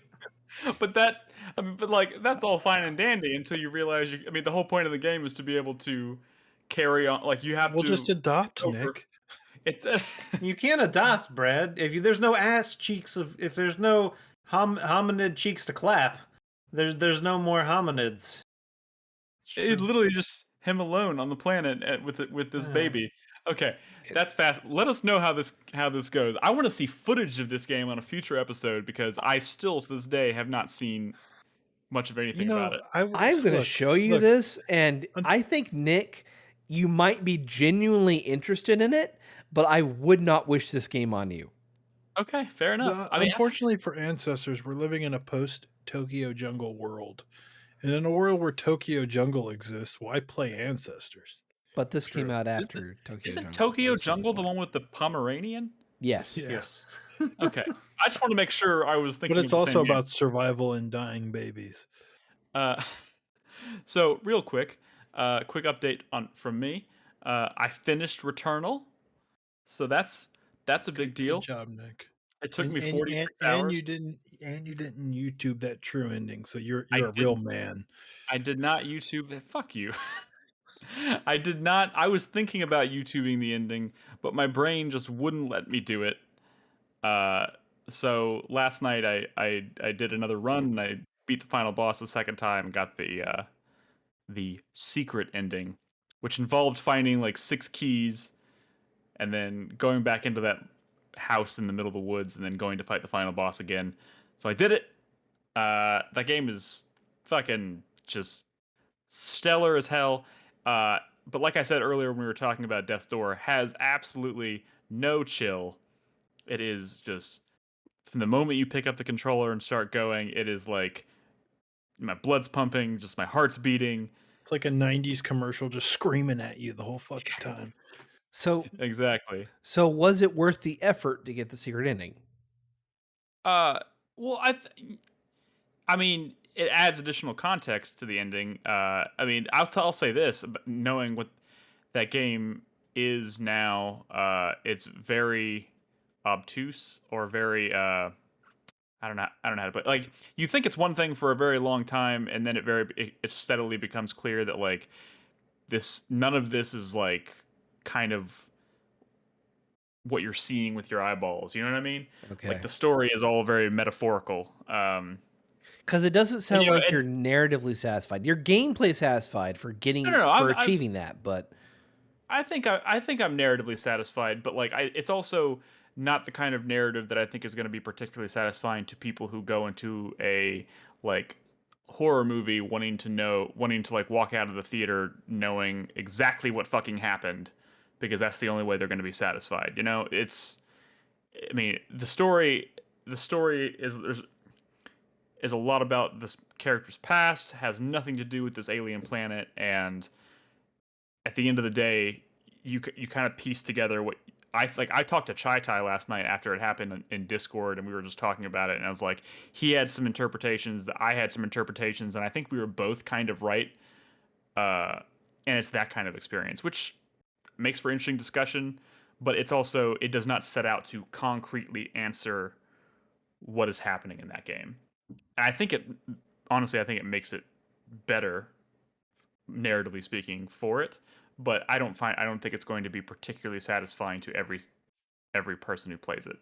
Um, but it is a lot of trouble to get that final ending. So, you know, YouTube it if you're really struggling with that game, um, because the game is no joke. That game is hard as hell, but uh, I loved it. I absolutely fucking love that game. But I was very happy to finally uninstall it, retire the disc, put the box back on my shelf, and be like, I'm moving on with my life to the next thing. That's why, Chris Davis, I have installed 13 Sentinels Aegis Rim on my Listen, you could have PS5. easily you said, installed that a while Brad, ago, I though. installed it. True. I did. I also installed Neo 2. They're both installed. Which one's going to be next? I don't Well, know. hey, I played them both, so why don't you ask me instead of Chris Davis? Brad, which one should I play next? I think you'll like Neo 2 more than 13 Sentinels, but 13 Sentinels is also really great. All right, I'm playing 13 Sentinels next. Yay! I hope he muted his mic. He didn't mute his mic. No. Wonderful. All right. Okay. So, well, that's great. He walked away. Now I'm trying to. Nolan, did you have anything else you wanted to mention? It sounds like a no. We have. I mean, so I've been playing, a couple of little games here and there, but yeah, nothing like major that I need to bring up. I mean, yeah, no, I'm good. All right. Well, Brad walked away from his thing, and I wanted to transition to the news next. And typically speaking, we're going to be doing news primarily from like viewer questions and stuff, see what people want to hear us talk about. But I've been particularly excited since this was kind of in the news like 3 weeks ago about the imminent announcement of the reboot of Dead Space. And it was rumored that it was going to be announced today at the EA Play events, and it was, in fact, announced at the EA Play event today. And I know going into this, there's not a lot to talk about because the teaser trailer was just that. It was a teaser trailer in every sense of the word. It was like probably 30 seconds long, maybe a little longer than that. And basically just confirmed the existence of the project.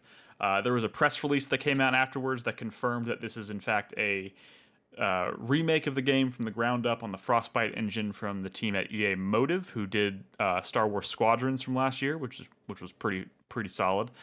And they also did the campaign for Battlefront 2. Right. So it's a talented team, and there's when this announcement was made, obviously everyone's like, is this a remake or a reboot?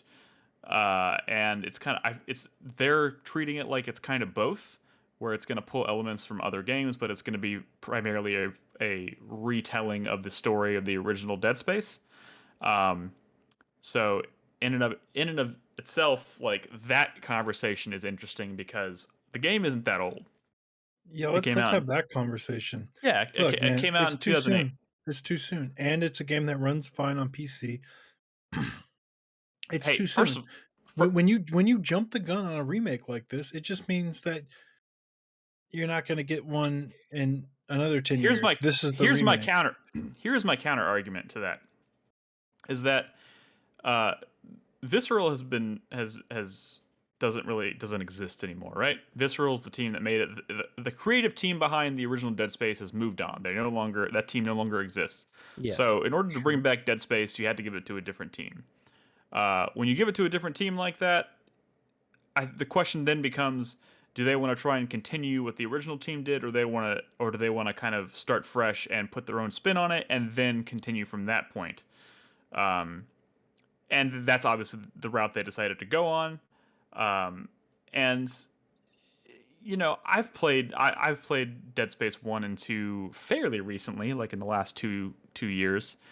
Um, and yes, those games do hold up very well, but um, at the same time, I don't think they really compare. Like, if you want to talk visually speaking, I don't think they really compare to something like Resident Evil 2 Remake in terms of uh, you know, atmosphere and you know, visual effects and all that stuff. What are you talking about? Why would it compare to that?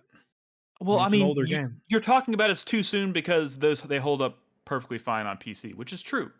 But th- remaking that game, and also it's not going to be a 1-to-1 remake. I think that is at this point fairly clear. Yeah, Like this is what going to they're be a talking retelling. about is the things they're going to retain are the sound design, and they're going to retain the basic layout of the Ishimura. But other than that, like, it's open season and everything else. Sound design. So, but like what I'm saying The same is, approach to like sound design. this feels like the time to do a new Dead Space, another Dead Space, not to remake it. Remake is what you do in another 10 years when you're like, oh, remember Dead Space? Like it's so hard to go back to that. But this new one is I know. like, But here's the thing. This is all connected to this conversation that I honestly at this point I fucking hate, which is well, what I've is a not had it. reboot? No. Oh, I'm talking about what is a reboot versus a remake versus a remaster, which is all this shit. I fucking hate the weeds of that conversation are just awful. And but sure, but if you want to get into that conversation though about Dead Space, this does seem to me like this is going to be saying they're going to be telling basically the same story, but they're going to be rebuilding everything and they're going to take their own creative liberties with that story, and it's going to yeah. feel different. Kind of like what Resident Evil 2 Remake was to the original Resident Evil 2. That was not a 1-to-1 remake, but it felt different enough to But justify Resident its Evil 2 existence. remake felt special because it came, 20, Sure. 2 Sure. years or whatever after the original. The But it was like, "Oh my god, like, I remember this is that," but it's like, this is what I remembered from, like, 1997 or whatever, but it's, like, right, I so know. I get it. high But def. my point is that you have a new team. This is inevitably going to be developed by a new creative team. And as a new creative team, you may not want to just suddenly try and tack your creative vision onto the end of somebody else's creative vision, as opposed to let's rewind and go back and kind of start our version of Dead Space and then build from that.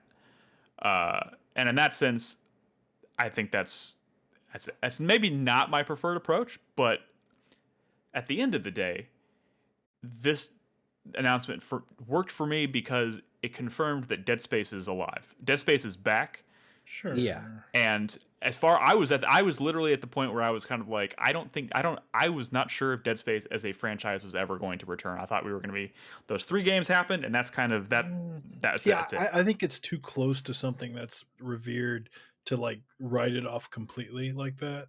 Like, I never there it's impossible for me to think that Dead Space would never come back. I mean, I mean, honestly, that game had 3 mainline games, it had mobile games, it had, like, a fucking shooter game, light gun shooter game. I mean, it was a franchise, Yeah, but with games okay. were revered, but and EA changed. EA changed, and they moved away from making single player focused story driven games. And sure. honestly, it wasn't until Jedi Fallen Order came out that I was like, okay, maybe Dead Space could come back. And I think honestly, that game has a lot to do with why this game even exists, because they realized there are people and there is a market for these kinds of games. I don't even know why they jumped ship in the first place. It seems like an odd move, but they're starting to come back Why around on did that they jump experience ship? again. Because they did a sequel to Mirror's Edge and no Mirror's one bought Edge, it, and it didn't and review all that well, and they were like, "Well, see, this didn't fucking work." and that fucking sucks because people were demanding it, and I'm here to tell. I scream this from the fucking rooftops, but that game is way better than this, what it got. Um, so I don't know. They Sure, they but, like, they jump obviously they're ship, looking at financials, right? And maybe right? even, like, crit. Like, I feel like if Mirror's Edge 2 was a game that reviewed extremely well, even if wasn't a huge success, well, it probably would have sold better, obviously, if it did, but, it didn't have either of the things that they're probably looking for. They're probably less concerned about Nick's Game of the Year list and more about, you know Sure, I know. yeah, I'm just saying, but things change over time. Like, Well, of I course. I would have never Dead Space was too big to never come back, and this feels a little bit like, like EA like didn't like seem like like a there's company an that was Advance willing to Wars do that again. remake. There's an Advance Wars remake coming out this year, right? And Yeah. I feel similar to you, like, oh, I'm just glad it's back, right? But I feel like this is not like this is like a full committal, and if this thing doesn't do well, then it really is dead. And I don't think that this new Dead Space is not going to be successful. But if it doesn't set the world on fire, this, what if this is just sort of like a half-hearted commitment to bringing the series back? And if it's not successful, then it goes Well, back into the frying pan for another well, 10 years. sure, still a I mean, possibility, but The that could have frying happened with the pan? debt. I mean, That's not it. that could happened whether this was Dead Space 4 or a Dead Space remake, Yeah, one way or the other. but let's say it's a Dead Space 4 or an actual Dead Space reboot, like a not a reboot, but just like a new like a new take, like a Tomb Raider, 2012 or whatever. But I Like, do think there's even if still that's room for that to successful, happen. but even if that's successful, I could see EA going, in 10 more years saying, all right, now's the time to remake Dead Space. But they've already done their remake. It's But happening now, but and like Mass Effect, right? Like Andromeda failed, but down the line, you could still do well. Whatever. sure. What are we talking about? Like, I mean, look, dude, but I'm happy I for just you. I'm gonna play this. I know. I Um, just want to point out that the language that they are using specifically is remake slash reboot. There is okay, plenty of. but There's Chris still. Davis is saying the same layout of the Ishimura. Is that so fucking precious that I don't even needs know to if be? that's. no, I don't even know if that's that's confirmed. not what I said, Brad. That's not what I I thought you said. did say that the same No, layout of the I said Ishimura. they're using that foundational level design of the Ishimura and they're Was it? building off that. But I don't even know where he saw that because I haven't seen that anywhere. I'm All I I'm know is looking they're at telling. an interview with IGN about the remake. Okay, fair enough. The point is, even though they're telling the same story, like there's still like they know going into this they can't just rehash the original Dead Space Yeah, from like one to one and have it be and successful. Like and they what they're know it has talking to have about, elements of a reboot.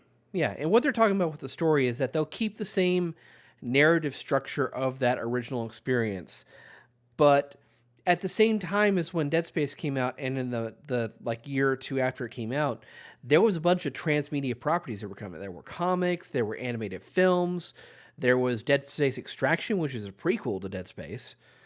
Yeah, it And they're was going to huge. look to find ways to incorporate and link this remake better into that content. So This it's game it's could be more of more of a glue that's going to bind the rest of that media together. this game has a lot of potential still to feel distinct and to feel more significant than just a remake of Dead Space 1. Uh, I mean, we that's the obviously have to hopes, wait right? those. That's But that, that's the dream, yeah. didn't they have But like the same blood, like, writing on the wall, like, you have to I cut mean, their limbs, I mean that Yeah, was literally. I mean, but that was the point of like that was the trailer that was supposed to be like.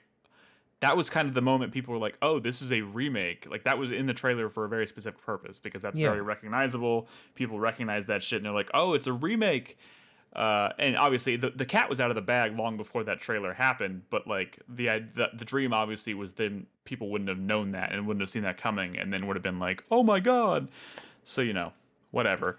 Um, but we're gonna find out more about this in the coming months, I'm there sure. But there's a part of me that wanted this to be a Dead Space 4, but I thought about it today after watching that trailer and like they wrote themselves into such a corner with Dead Space 3 and especially that epilogue content. Like I have no fucking idea where they could even build off that. So I'm kind of glad that if this remake I mean, is not going to be like an they have extension a of that chance. the way that story ended, then They have a give them chance room to to completely. breathe. They have a chance to completely recontextualize the lore of that universe or the story of that game in this, and I'm hoping that's what this does. But right now, I'm just happy that it is in fact true. Dead Space is back. So I Yeah. just wanted to talk about that. But now, Just don't remake Dead Space 2 because that game is perfect. well, I'm hoping it. Okay, well, first, no game is perfect, but I'm hoping that Dead like Space from this 2 is point pretty forward, they perfect. do this. They do this, and it branches off in a different direction, and then their sequel to this, if we get that, is just totally different. Because I don't think they need to go down the line of remake. This is not Resident Evil. You don't need to remake all these games. All right. Anyways, neither here nor there. Um, Nolan. Let's answer some questions from our supporters on Patreon and Twitch. As I mentioned at the start of the show, Patreon, if you want to support us financially, want to help us keep these mics on. In fact, you are the reason we were able to upgrade our mics and our equipment and stuff. Hopefully the podcast has been sounding better the past few weeks, so we thank you guys for that. But if you're interested, patreon.com/4Player, and if you do that, you can ask us questions like these. Nolan, that's your cue. Does it sound better? I mean, So I don't know. are these mics definitely. better than our other ones? They're different. The problem is, Nick, we have too many questions from the drunken merchant. We do have. Hey, I go in there every week and I tell people to get their questions in. Maybe we need to think about a different way to do questions. I don't fucking know. I came up No, with no, this. it's with fine. this I just system. we need to every week we need to at least ask or answer 2 of his questions because we have so many. We have Fine. like 9 saved up. Hit me with 2 drunken merchant questions. All right. Drunken merchant is in Brandon. chat tonight. Correct. Let's just do his oldest question from back in May. With the third-person mods of Cyberpunk and Resident Evil 8 currently being worked on, it got me thinking. Are there any first-person games you would like to experience in third person and vice versa? RE2 make. Wait. I mean, not RE2 make. Sorry, RE8. Resident Evil RE8? I like the first person RE games to be in third person. So you use the example he gave, okay? Yes. But it's a good example. You know, Yeah. I tend to be pretty happy with the perspective choices for the most part. Especially when it comes to Cyberpunk first The person other example he gave, Brad. Good job paying attention. Yes. When it comes to first person shooters, I feel or sorry, when it comes to shooters, I just tend to feel more comfortable in first person and If it is exclusively revolved around shooting, then yes. I mean, there are definitely games where shooting is involved, but third person is better. I mean, think of like an Uncharted game. Shooting is a big component of those games, but I would not want to play that game in first person. Yeah. yeah, because I mean, for a second I thought about it and I was like, man, maybe I do want to play Uncharted in first person, but then I thought about all the things outside of shooting and I was like, no, I don't want to do that. It would be better if the Bethesda games had better third person, because I feel like a lot about those Fallout Elder Scrolls is about all the cool like armor and stuff you get, especially in Fallout, and not really ever being able to see it outside of your little kill shots or whatever they call them. Is kind of would be cool just to be in third person. I don't know. Drunken Merchant actually stole one that I was going to mention. Dying Light. I think if they get the animations right, That's so I many think games is edgy though. So many games look awkward in third person. Like, No, you know no, what I no, no, mean? no. But that's just because they're not designed to be third person. Then you see these hacks that make it like this is what it looks like in third person. No, you dumbass, because they wouldn't have designed the game this way if it was third person. yeah. Well, so the challenge, Brad, with that is when you try to make a game work with both first and third, it gets difficult. Like think of something like Red Dead Redemption. So that game you can do both, and it looks pretty good in both, right? But that game was primarily designed to be played in Yeah. third person, not the other way. So Yeah. when you take a game that's primarily designed to be played in first person, a lot of the things they do is they have shit in front of your face. But in order for a wrench or a camera or something to be in front of your face, your character literally has to be holding it like this. So then when you back out into third person, they look like they're doing weird things with their hands Yeah, no, I because it was understand why it primarily happens, it, but and so I think it's one of those things where they would then, in theory, have to always kind of think about the game first with third person in mind. So it's not, oh, I don't necessarily, is it important for my character to see that they're holding, if they're in first person, to see what item they're holding like in front of their face? Or, should I maybe focus on like icons more? So I can see on the bottom left, oh, in my left hand, I have, the super mega wrench equipped, kind Yeah. of that type thing. I think this in the spirit of the question too. I think it's just like which games do you wish were designed to be played in the yeah. alternative? I want to play Um, Katamari Damacy in first person. there we go. That's Wait, you wouldn't be able to see sure. shit. That'd be Jesus. Just That's the point, Brad.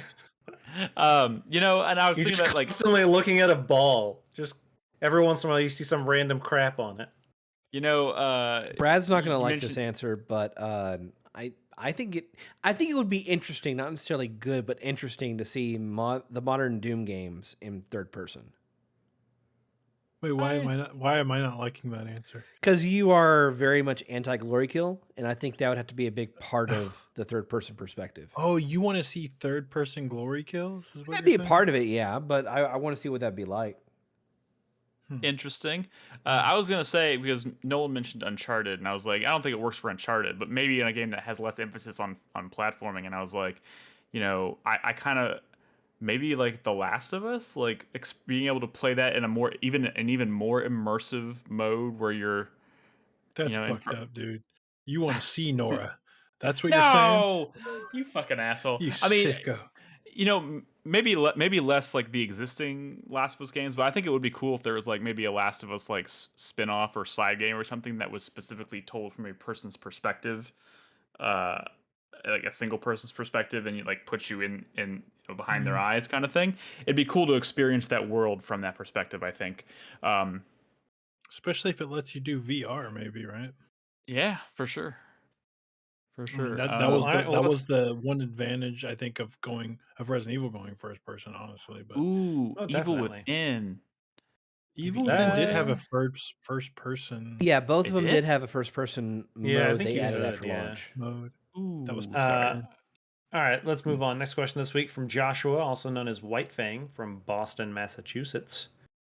What is a video game peripheral that had changed your game experience for the better, excluding VR? Damn it. This could be a controller, a guide, or things included with older games. Many older games often came with maps and other information in the box to help you on your adventure. Side note, love seeing your amiibo, Brad. One of the only reasons I have figurines from my favorite series, Fire Emblem. Nice. Well, I don't know if I'm so glad Nintendo loves your series so much.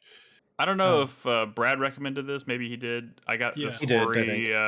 Why didn't you get those for Rise? Damn it! You should I have got don't. them earlier in the year.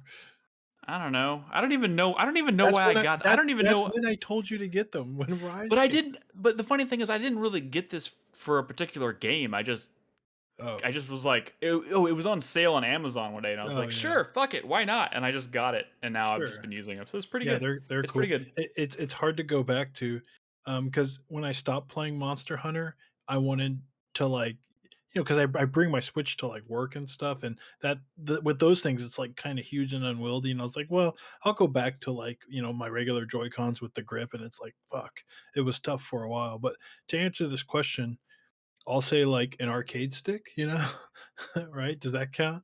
Like I used to play Tekken on a gamepad way back then, but like Tekken especially, you're pressing like the way like punch and kicks work in that game, you're pressing buttons together like all the fucking time. And on a controller, it's really hard to do that with your thumb because you're doing like say you have a PlayStation controller, you'll have Tekken inputs that are like square and circle at the same time or triangle and X at the same time. And that's like hard to do unless you're using your not your thumb. So like first time I got Right. an arcade stick to play Tekken. Of course, I had played in the arcade. I was like, "Oh wow, this is like so much better." The two But that I would point to, the first one would be the only good peripheral they ever released for the Wii, which would be the Zapper attachment. I The think that Zapper attachment. no, I think that really Wow. you like like that? made like the point and click aspect of a lot of those early you know linear shooter things that like Extraction, for example, On rail shooters, you mean? on rail shooters things. I think that really bumped up the quality of your ability to play those games. Um, There, The and then I conduit, will, we can't see it, Nolan. yeah, I'm it's, Your green trying. screen. Link's crossbow training. yeah, it's Yeah. crossbow training. And the other thing I would point to, I will always one day I will own one, but I have always admired the controller for Steel Battalion.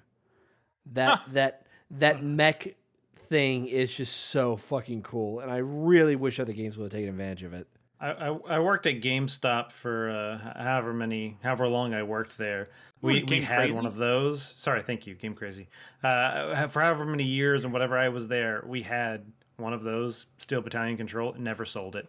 Shit sat on the shelf for years. It was like I $200. remember though, one right? time. I remember one time at GameStop, someone brought one in to trade in. We didn't take it, but he brought it in, and I was like, "What the shit is this?" So I have a couple. First would be for the OG like Game Boy stuff. Like exactly what Brad has there, the attachments that made the big grips with the speakers, and you had the fold down magnifying screen with the light on it. Those were god tier. And then I don't have it anymore because it eventually broke.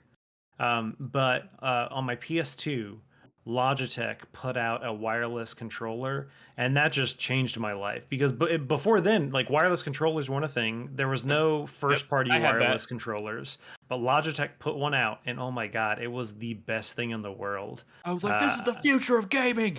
Yeah, I just remember being so enamored by it, and I played all the time, and then one day I dropped it on accident while I was playing, and I had tile, and it hit the ground, and it broke, Oh, and it could no. not. There might have been a way to fix it. If it was 2021 times and I had done that, I probably would have tried to fix it. But back then, I had no idea how to take apart a controller to try, and so I just kind of cut it at a Fair loss. enough. But those are some pretty good ones.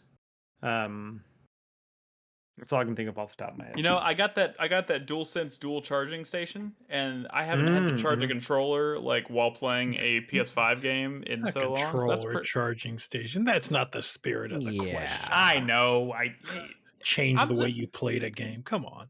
I don't really buy peripherals a lot, man. This is a stretch for me.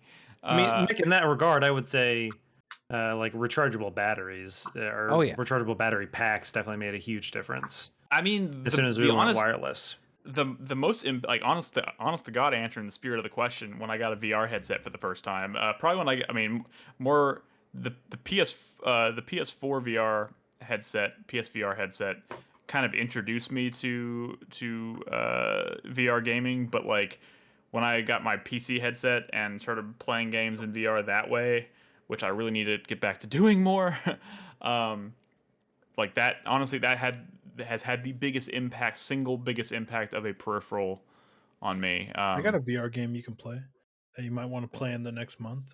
What? Psychonauts and the Rhombus of Ruin. They made a VR game. Oh yeah, I fucking forgot about that. That connects the story of like the first game and the second game. Yeah. It's, I think it's PSVR exclusive. I probably need to play. Oh, might not be. It might be on everything else, but there you go. I'll watch a look into YouTube it. video. Maybe. I probably need to play Psychonauts 1 first. All right. A couple more questions. Let's try and knock them out real quick. Nick mentioned during his stream of Death's Door that he liked how there wasn't a boss health bar during the boss fights. I was wondering what everyone else's opinions was. Is a boss battle better with or without one? Depends.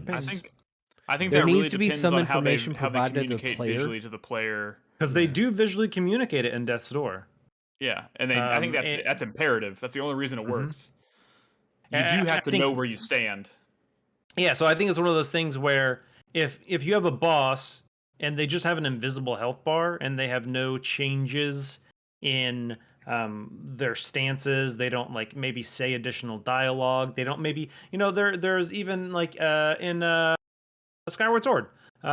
When you're fighting like one of that first, I forget his name. It's like Oh, Giraham, whatever that guy's name is. He's one of the early bosses you fight, and I'm sure I'm going to fight him again later. But at one point during the battle, it kind of cuts away, almost like a cutscene, and it's like clearly I'm now at like a point of transition. I have taken his health bar so far. It's kind of something like that. If they're not going to give you a visible health bar, like either, like I said, armor pieces on a boss that are falling off the more damage you do, or them like kind of just reacting differently. I honestly Monster do Hunter kind of. is Yeah, Monster Hunter is a great one, Brad. That's a good point. Like the monsters will start acting differently. They'll start kind of, especially when they're super low on health and they start like limping. And it's like you very much know that they are like in a good spot that you could either nothing capture like them or you finish them off. nothing like watching a weak monster limp away. hey, But we yeah. use all those parts, Nick. Final question this week from the Drunken Merchant, because it's going to be two. Do you prefer large scale or one-on-one final battles? Think the quote defeating a god boss battle at the end of most Final Fantasies, or Fucking hate that Ganon in the shit. Ocarina of Time, versus Dante facing Virgil at the end of DMC3, or the ending of Ghost of Tsushima. Come on. I The classic rule is if the boss is the same size as you, you know that shit is on. Yes. That's true. Yes. Yes, I'm totally with Brad on this. I have always hated final bosses that are just like some stupid, like it's like the idea that like you know the I think bigger they sometimes are, the more. it can I be mean, interesting. it can be done Sometimes, yeah. well. And like someone The final he boss of mentioned, Shadow of the Colossus. sure. I mean, Like, well, that all one the is bosses. fucking huge. Well, I know not all of them are huge though. Some of them are very small. Right. I mean, I like it can how be done well. It can be done well, Mhm. but like Final Fantasy has always been like I don't think I've ever done a final boss in Final Fantasy and felt like, oh, that was great. what? Come on. What about Sephiroth? Yeah, I Sephiroth mean, at the end of 7, that was a moment. I mean, it was. I mean, sure. I mean, there are exceptions to the Brad, rule, but like Sephiroth was way harder in the original Kingdom Hearts than it any would have Final been That Fantasy is game. true. That is fucking true. like Yeah. That's a I'm good thinking about, fight. That's a good fucking No, fight. that's a fucking hard fight. wait, which game? Kingdom Hearts The version original of Kingdom Sephiroth. Hearts, Oh, yeah, yeah. Sephiroth is an optional boss, and holy fuck, he is hard. He And will that's but like that's ruin also your you're day. fighting a kind of like humanoid, like he's not like some weird, like He's I just fallen don't like angel. it. I Yeah. will say, as far as Zelda goes, I like how Twilight Princess's final boss kind of inverts the Ocarina fight with Ganondorf, where he's sort of Ganon first, right? And then Mm-hmm. you go out on your horse and you're like chasing him down on your horse, and then you kind of have at the very end a sword fight with Ganondorf, which is kind of I feel like in other Zelda games it would be the other way around, and he transformed into his Mm-hmm. pig version at the end. So that Mm-hmm. was kind of cool. I love that boss fight. It's just a But cool like boss fight. he specifically mentioned the boss fight. He mentioned Devil May Cry 3, which is great, but also the boss fight in Devil May Cry 5. I may not love Devil May Cry 5, but that boss fight at the end was pretty dope. And Ghost of Tsushima had a pretty awesome like climactic battle. Like fucking love that. I would say that a lot of the duels in Ghost of Tsushima are like that final battle. It's just that kind of very Sure. one-on-one, very like this I, is I like a different feeling from any other fight, because you're having to pay more attention to what they're doing and trying to read their moves and kind of like know what they're going to do next. So I think that's an example of like that is at a very intense moment compared to like a Final Fantasy where it's like, well, crap, I got to do 48,000 damage in this phase, and yeah. then I need to do like 400,000 damage in the next phase, like that kind of stuff. I think I just tend to prefer like things that lean into this like the cinematic nature of like a hero versus a villain, and like something more grounded. Like I've just always really like Metal Gear Solid 3, fucking fighting instead of fighting some you know Metal Gear, like giant Metal Gear. I mean, well, I know you do fight, Okay, but you like do the Shagahad, but yes, final when you boss. fight the boss, When you big fight boss, boss Metal Gear no, Solid 3, that is an incredible fight the because boss, yeah, the boss. yeah, the Uh, boss. God damn it, Nolan. When you do that fight, like it's so personal and it's so cinematic and it's so grounded. I Which fucking boss from that game? The fuck boss. you, Wh- Brad. Fuck you, the boss. Oh, Uh, what you mean the one at the end? The end no, God, This fuck boss? you. motherfucker. The end That's a really boss? good fight, man. The Brad, that's a really boss good in fight. the field of flowers. How's that? Nick, I he's know, just I fucking know, getting your goat. and it's working. Uh, Oh, but I yeah, remember that fight. The pain. Oh, it was tough. I hate you. Anyways, that was our last question. Yeah, that was the last one we'll do tonight. All right. Well, then it right. is time, you all know, to wrap up the show with the 4 player minute. So, hype, sweat, thank you, fuck you, any I got combination all fuck thereof. yous this week, Nick. And I got all hypes, baby. Yeah, that's a cop out. I know what one I of them know. is. I know didn't get. what one I'm of them excited is. about everything. Come I on, didn't. man. I didn't get to do a 4 player minute last week, so I'm just excited. I'm just fucking excited. Okay. Go, Brad. Go. Well, I got Fill us 4 with your fuck hatred. yous. My first fuck you goes to Monster Hunter Stories 2 because I found out that you can't get Basil Goose um until you beat the game. Well, until you get enter high rank, which is after you finish the game, the base game, Beetlejuice? the story mode. There's a lot to do in post game, but yeah. I mean, he's Right, one of right, my right. favorite monsters. And I was hoping to get him before that, but I guess he is kind of a harder monster. Also, fuck everyone who thought they knew how to pronounce Basil Goose because they say it in the game. I feel like no one knew how to fucking say it. They were like basil juice or beetle juice or Could have sworn I heard you basil say. geese. I Basil thought you geese. heard. I thought I heard you say basil geese. Maybe No, I'm wrong. no one fucking knew. No one fucking knew, but now we finally know, which is cool. My next fuck you goes to Nintendo. Of course. I wrote down Nintendo and I didn't finish my thought. And I spent like 20 minutes of the podcast just staring at that, like, what did I mean? What did I mean? It was like a fuck you, Chris Davis situation. I couldn't remember why I typed it, but now I remember. It was because Jeff Grubb came out and sort of reconfirmed yet again that Metroid Prime trilogy has been done and Nintendo's just been sitting on it. And it makes sense, right? Because I imagine the release of Metroid the Prime trilogy HD would be used as like a marketing tool to get people excited about Metroid Prime 4. And when that project got restarted, that just pushed back when they needed to release when they could release Metroid Prime HD because the trilogy HD, you don't want to release it too soon.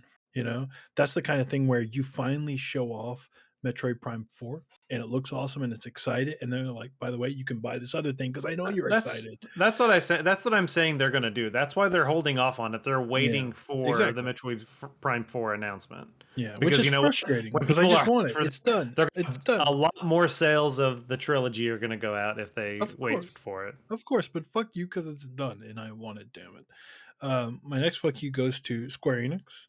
And actually, no, it goes to us. I feel like it goes to us because I feel like we just sort of forgot that Final Fantasy VII Remake is a thing. I mean, how many of y'all even played that DLC, right? And that's not our fault, right? I've heard it's good. I just haven't gotten around to it. Sure, Yeah. sure. And I'm not blaming y'all. I'm blaming Square Enix for that one because like they let us kind of forget about this game, kind of lose our hype for this game, and all they have done so far is Midgar. Like they should be on the fucking hook right now. They shouldn't be like coming out at E3 and just talking about Final Fantasy Origin, whatever that garbage is, right? Like, come on, dude, we've been waiting so long. Give us something about Remake Part 2. Is there even gonna be a Remake Part 2? Who fucking knows, right? Right? I mean, God they've damn talked it. about it. Okay, Nick. Yeah, sure. They've talked about it. Yeah. I'm just saying, And according to them, it is in development. I Very, no, very no, I active know it's in development. development, but like, what even is it? What even is it? Well, remember when we were saying that about Remake Part 1? Um, well, I mean, we always knew that remake part 1 was going to be just Midgar, right? We have no idea, and why that didn't really matter Dude, compared to the rest of the game. we didn't Is really know what Part 1 was until we were playing Are it. we going to be walking around a world, Nick? We have I don't no idea. Give us we have something, Square Enix. Jesus Christ. They let us forget. They're gonna let us drive around the world in a car, and camp out in what was the Pullman. brand? Yeah, fuck that game. Yes. My final fuck you goes to cell phone towers and I guess T-Mobile. I was a Sprint customer, which was great because I feel like any cell phone service is as good as what the towers are like near your house and near your work. And I just I've been all of the different cell services over the years at different places I've lived, and I finally lucked out with like Sprint was good near my house and Sprint's good near my work. And I was like, perfect. This is what you really want in a cell phone service because that's where you're going to be using your phone the most. And well, they got bought by T-Mobile, and T-Mobile's been like, well, you could just switch. It's like basically the same thing. Just come in and we'll make you T-Mobile or whatever. But they had a deal where they were gonna like give me a new phone basically if I did it, and I'm like, okay, sure, it's the same company now, right? Well, not yet because the fucking T-Mobile's fucking terrible at my house, and like I could barely make a fucking phone call, and it's just someone needs to create an app which people submit information to, and it gives like detailed information of like, look, if you live here, this is the cell phone service you want, right? This is the best like I provider. feel like that's got to exist in some form already. Well, you think sometimes you never know. um but yeah, so fuck T-Mobile and cell phone towers, and god damn it, it pisses me off. The reason this became a fuck you is because it's because Malia's like, oh, I just made some biscuits. You want a biscuit? And I'm like, oh fuck yeah. She's like, all right, the biscuits are done. She's texting me, and I'm texting her back, yeah, bring me one, please. I'm podcasting. Can you That was bring like me one? hours ago. That'd be delicious. Yeah, I'd want one. And the fucking text wasn't going through. So I got a cold biscuit. That's all. That's my final fuck you. Could just I don't know why I microwave it. found that. I don't know why I found that so funny. I kind of want to just name the show the Cold Biscuits Show. I like that name. Sounds sexy. People are gonna be enticed. They're gonna want to know about the cold biscuit. I want to know all about the cold and biscuit. then they're gonna be so disappointed when they find out. Some lame Brad story at the very end of the podcast. All right, Nolan, you're next. All right, I'm gonna do my 4-player minute backwards this week. So I'm gonna start with my fuck you. It's actually kind of go to myself and Bernadette / to Overcooked 2. We still play that every once in a while. And if you've ever played Overcooked, or I think the original one had it too, there are secret levels that unlock. They're called Kevin levels. Kevin is the dog in the game. But like we couldn't unlock some of them. We were like why can't we play these levels? They're locked. I end up Googling it, and it's like, oh, on this other level you have to get a combo. So we go and we play that level, and I'm like, we never messed up any orders. I guess I just forgotten that you have to serve the dishes in the order in which they come in. I didn't realize that because sometimes some of them are more complex. So you finish the simple one first and put that out, but then that fucks up your combo. And I didn't realize that. And so it's, we've played, dozens and dozens of hours of this game kind of technically incorrect because we should have been doing it in a better way. Now she's texting me about it. It's because she's watching the show. Yeah, she always watches. Well, I hope she's watching the show. Otherwise, that's a lot stranger. And so my thank you is going to go to Nintendo for Skyward Sword. I'm actually glad they put out this HD remake, especially because I'd never played the original one, and since I have kind of been on a Zelda kick lately, I had thought about playing Skyward Sword, but it would have been horrible to play the Wii version of that game. Yes, so I'm very glad yes, I'm getting to play this in this version. You think you're gonna do Twilight Princess next? Yeah. Not next. I'm sorry. I'm playing Minish Cap and playing some of the other ones, but I do plan on playing Twilight Princess. Yeah. My sweat is going to go to Biomutant. Kind of fell off that game hard and haven't touched it. I don't know if I'm going to get back to it before the end of the year. I'm going to try and go back to it before the end of the year and just see maybe so many patches will have happened that it'll just be no, don't get me wrong. They've made lots of improvements, but it's for me a similar scenario to State of Decay 2. They released a game in such a bad way that it put a bad taste in my mouth. And if it would have been the state it is now when it was released, I probably would have played way more of it. maybe to the point of almost like beating it because I, just wasn't in a bad mood playing the game. Right. And then my hype is going to go to Ted Lasso season 2 comes out tomorrow. Super hyped for that. If you have not seen Ted Lasso, it is a delightful show. I love it. I have not. Unfortunately, it's on Apple Plus. Is the location of it, but it is a fantastic show, and season 2 comes out tomorrow, and I am super excited for it. So awesome. That won a lot of awards recently, didn't it? Oh yeah. It is a fantastic show. It is super, super good. I probably would have started watching it if it was not on Apple Plus. I don't. Hold on. So I did see something. PlayStation 5, no one about to Apple hook me up. Plus. No, I think there's a deal going on right now with via PlayStation 5. You can get 6 months of Apple Plus for free. What? Yeah, so go on your PS5, download the Apple Plus app, and if you're a new subscriber, it'll give you Apple Plus for free for 6 months. 6 months seems like a lot. Yeah, it is. So it's definitely worth it. Promo is only available until July 22nd, which is like today. The weird thing is I see all these articles that came out today. Oh, 2022. Never mind. You'll have a year. Oh, Don't worry there about you it. go. Nice. 2022. You So can you'll watch have a year to do it. Mythic Quest. Yeah, and Mythic Quest is another great show. I would definitely recommend anybody with a PS5 go get a free 6 months of Apple Plus and watch. Yes, Ted Lasso and watch Mythic Quest. Yeah, yeah, I will definitely try worth that. it. Apple Plus has a TV show about like an alternate history, like space race, right? I forget what it's called, but they've got maybe I don't know. That. Apple. I've actually seen quite a few things that I'm like, oh, that looks cool. Apple Plus. Ah, fuck. And Robin has been very like anti-Apple Plus. I've been trying. I mean, mostly because we just don't want to add another subscription on top of everything we have. Yeah. But if it's free, fuck it, I'll do it. Yeah. All right, Chris Davis, you're up. Okay, I have a mostly traditional 4-player minute. My hype is pretty obvious. It's for Battlefield 2042. They revealed at the EA Play event today the second of the 3 modes of the game, which is they call Portal, and it's kind of like a best of mashup community custom gameplay mode. That looks sick as hell. It looks really cool. It's going to have 6 maps from 1942, Battlefield 3, and Battlefield Bad Company 2.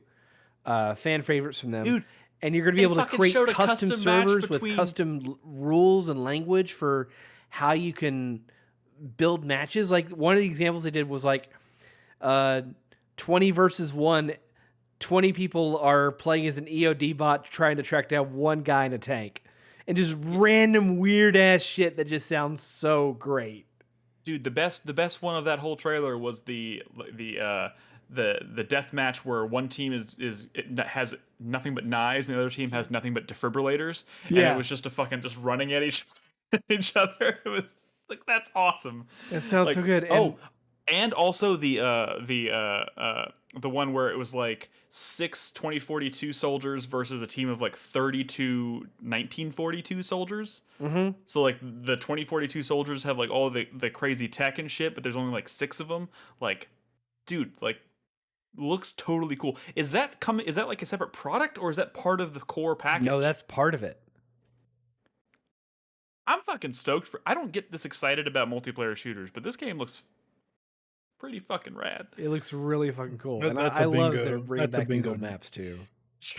Fuck you. The bingo card is over, Brad. Yeah. All right, keep going, Chris. Keep going. My sweat goes to Ancestors: The Humankind Odyssey.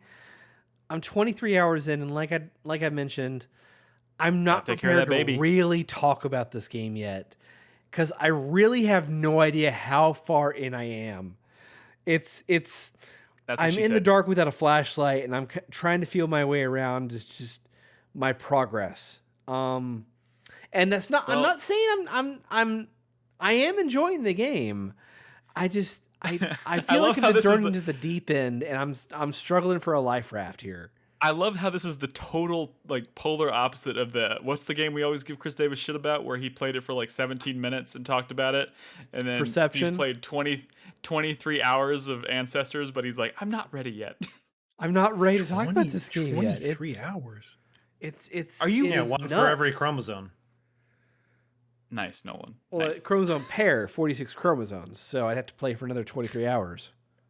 There you go. I have a thank you / hype this week because I wasn't certain how to really work this into a thank you. But one of the pieces of news that came out of EA Play today was that Respawn is hiring for a single player incubation team that they've got going on. This is separate from their new game incubation team. And the idea behind it is that they're hiring designers to experiment with concepts for a new game. Not existing gameplay loops, but like new ideas for what they can build on. So this team probably isn't going to be folded into like a So it's like a Jedi small team game. internal game jam where they come up with ideas and concepts, and then hopefully those get built out into lots of internal iteration and trying out new concepts. Like probably what like half of the campaign for Titanfall 2 was probably came out of this kind of a team. So they're hiring for this new team. That means they have a project in mind, and I'm really hoping it's Titanfall 3. But you know, hey, at the very least, they're working on a new single player game, and yes, they've been doing cool stuff. So that's one way or the other. It's exciting, I think. Yeah. And my fuck you this week goes to Activision Blizzard. Not only for what has come out about California suing them for terrible employment and business practices, but also because of as a side story to that, news came out about the reforged edition of Warcraft 3 and its development. And you read up on some of these stories, and you're like, how can anybody work for this fucking company? It is a nightmare. Rampant misogyny and abusive leadership and complete lack of leadership in general on projects, and I believe there was one quote that said all something kinds of shit. Yeah, there was one quote that said something to the effect of, "We spent over a year suffering from depression in making this project." That's Jesus Christ. So, and also not terribly uncommon, and it's it's one of those things that it fucking sucks, and I don't know if it's ever going to change or get better, but God, I hope it starts to, because this is bad. Yeah. Well, it's never going to happen to Activision Blizzard. Yeah. Anyway, you're up. So, like I said, I have 4 hypes this week. I didn't have a chance to do a 4-player minute last week, so indulge me for a moment. My first hype, Dead Space. But we talked about Dead Space. I'm excited. I'm happy about that. But like on a more general note, I'm excited about the future of space horror games that are very much like Dead Space, because not only is this Dead Space remake coming out hopefully in 2022, but the Callisto Protocol, which is actually being developed by a lot of the creative team who carried over from classic Visceral, is still a project that's in development, and that game looked very, very Dead Space. And I would imagine that probably have they shown that game yet? No. I mean, I was about to say, I think within the next 6 months to a year, we'll probably start to see actual like gameplay of it. But it is being developed by Glenn Schofield, the director of the original Dead Space, and it very obviously is meant to be kind of a, hey, we can't make Dead Space anymore, so we're gonna make this. But everybody knows this is very clearly from the guy who made Dead Space. The character in the trailer even had something that looked very similar to like Isaac's health meter on his back and shit.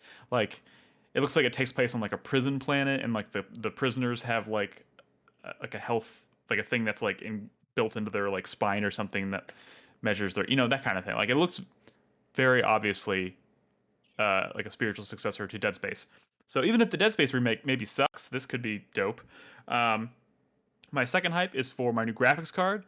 First of all, also thank you to Nolan for giving me he gave me some verbal support and tips and stuff for getting that installed, and I installed that puppy all on my own. which was kind of like conquering a fear of my own of just like working internally on components for my PC.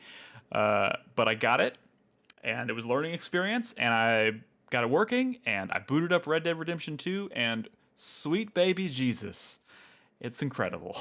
I cannot wait to finally. I've been kind of putting it off, going back to my completionist run on Red Dead because I wanted to wait until I had a better graphics card, and now it looks absolutely gorgeous. So I can't wait to get back into that. I'm even giving consideration to trying, maybe getting more serious about playing Red Dead Online at some point.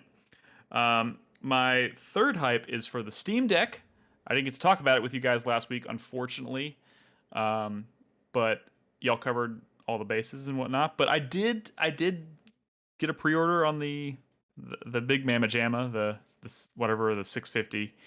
Luckily, the pre-order is only $5, so I haven't really committed anything to anything yet, but it's a pretty enticing machine, and Let me ask you this, because it didn't really.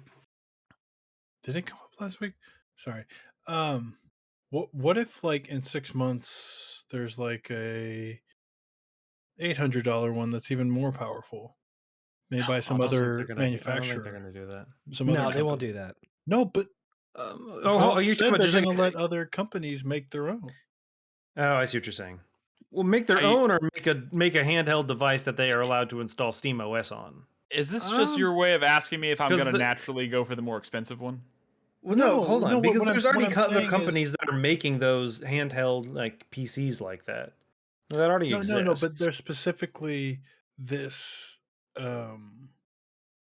don't know what's the extent, but It's Valve kind of like definitely said that like with the Steam machines, they plan to let other it's like Nvidia having all these companies. manufacturers make their graphics cards. Exactly. I'm saying, are you gonna feel so? Because one of my issues is we don't have to get into that, but is I like to feel like confident in a big purchase like this, that this one specifically is going to get like good consistent support for a certain amount of time and not You sort don't of think be Valve's left. going to do that? But it's PC hardware, right? So like what happens if 2 years from now, if they don't really care about this one because, well, the hardware is just really old and they have other versions that are a little beefier. So I mean, it's like that's the whole hard. PlayStation. It's like the whole PlayStation Pro thing, right? Where as soon as PlayStation Pro came out, all of a sudden the PlayStation Poor games, unless they were like big first party prestige titles, were kind of like really struggling, right? I don't. Because all of a sudden the developers didn't have to worry about that as being the baseline anymore.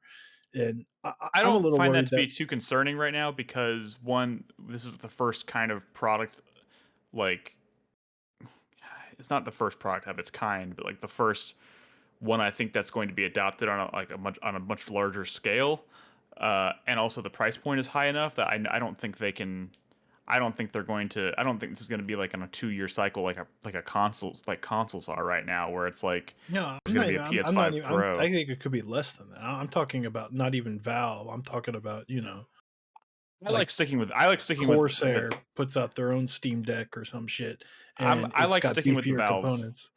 I like sticking with. I mean, and again, I'm kind of. I don't think I'm going to be using this to play like Red Dead on the go. Well, what I I'm mean, saying is, what if someone makes one where you could play it?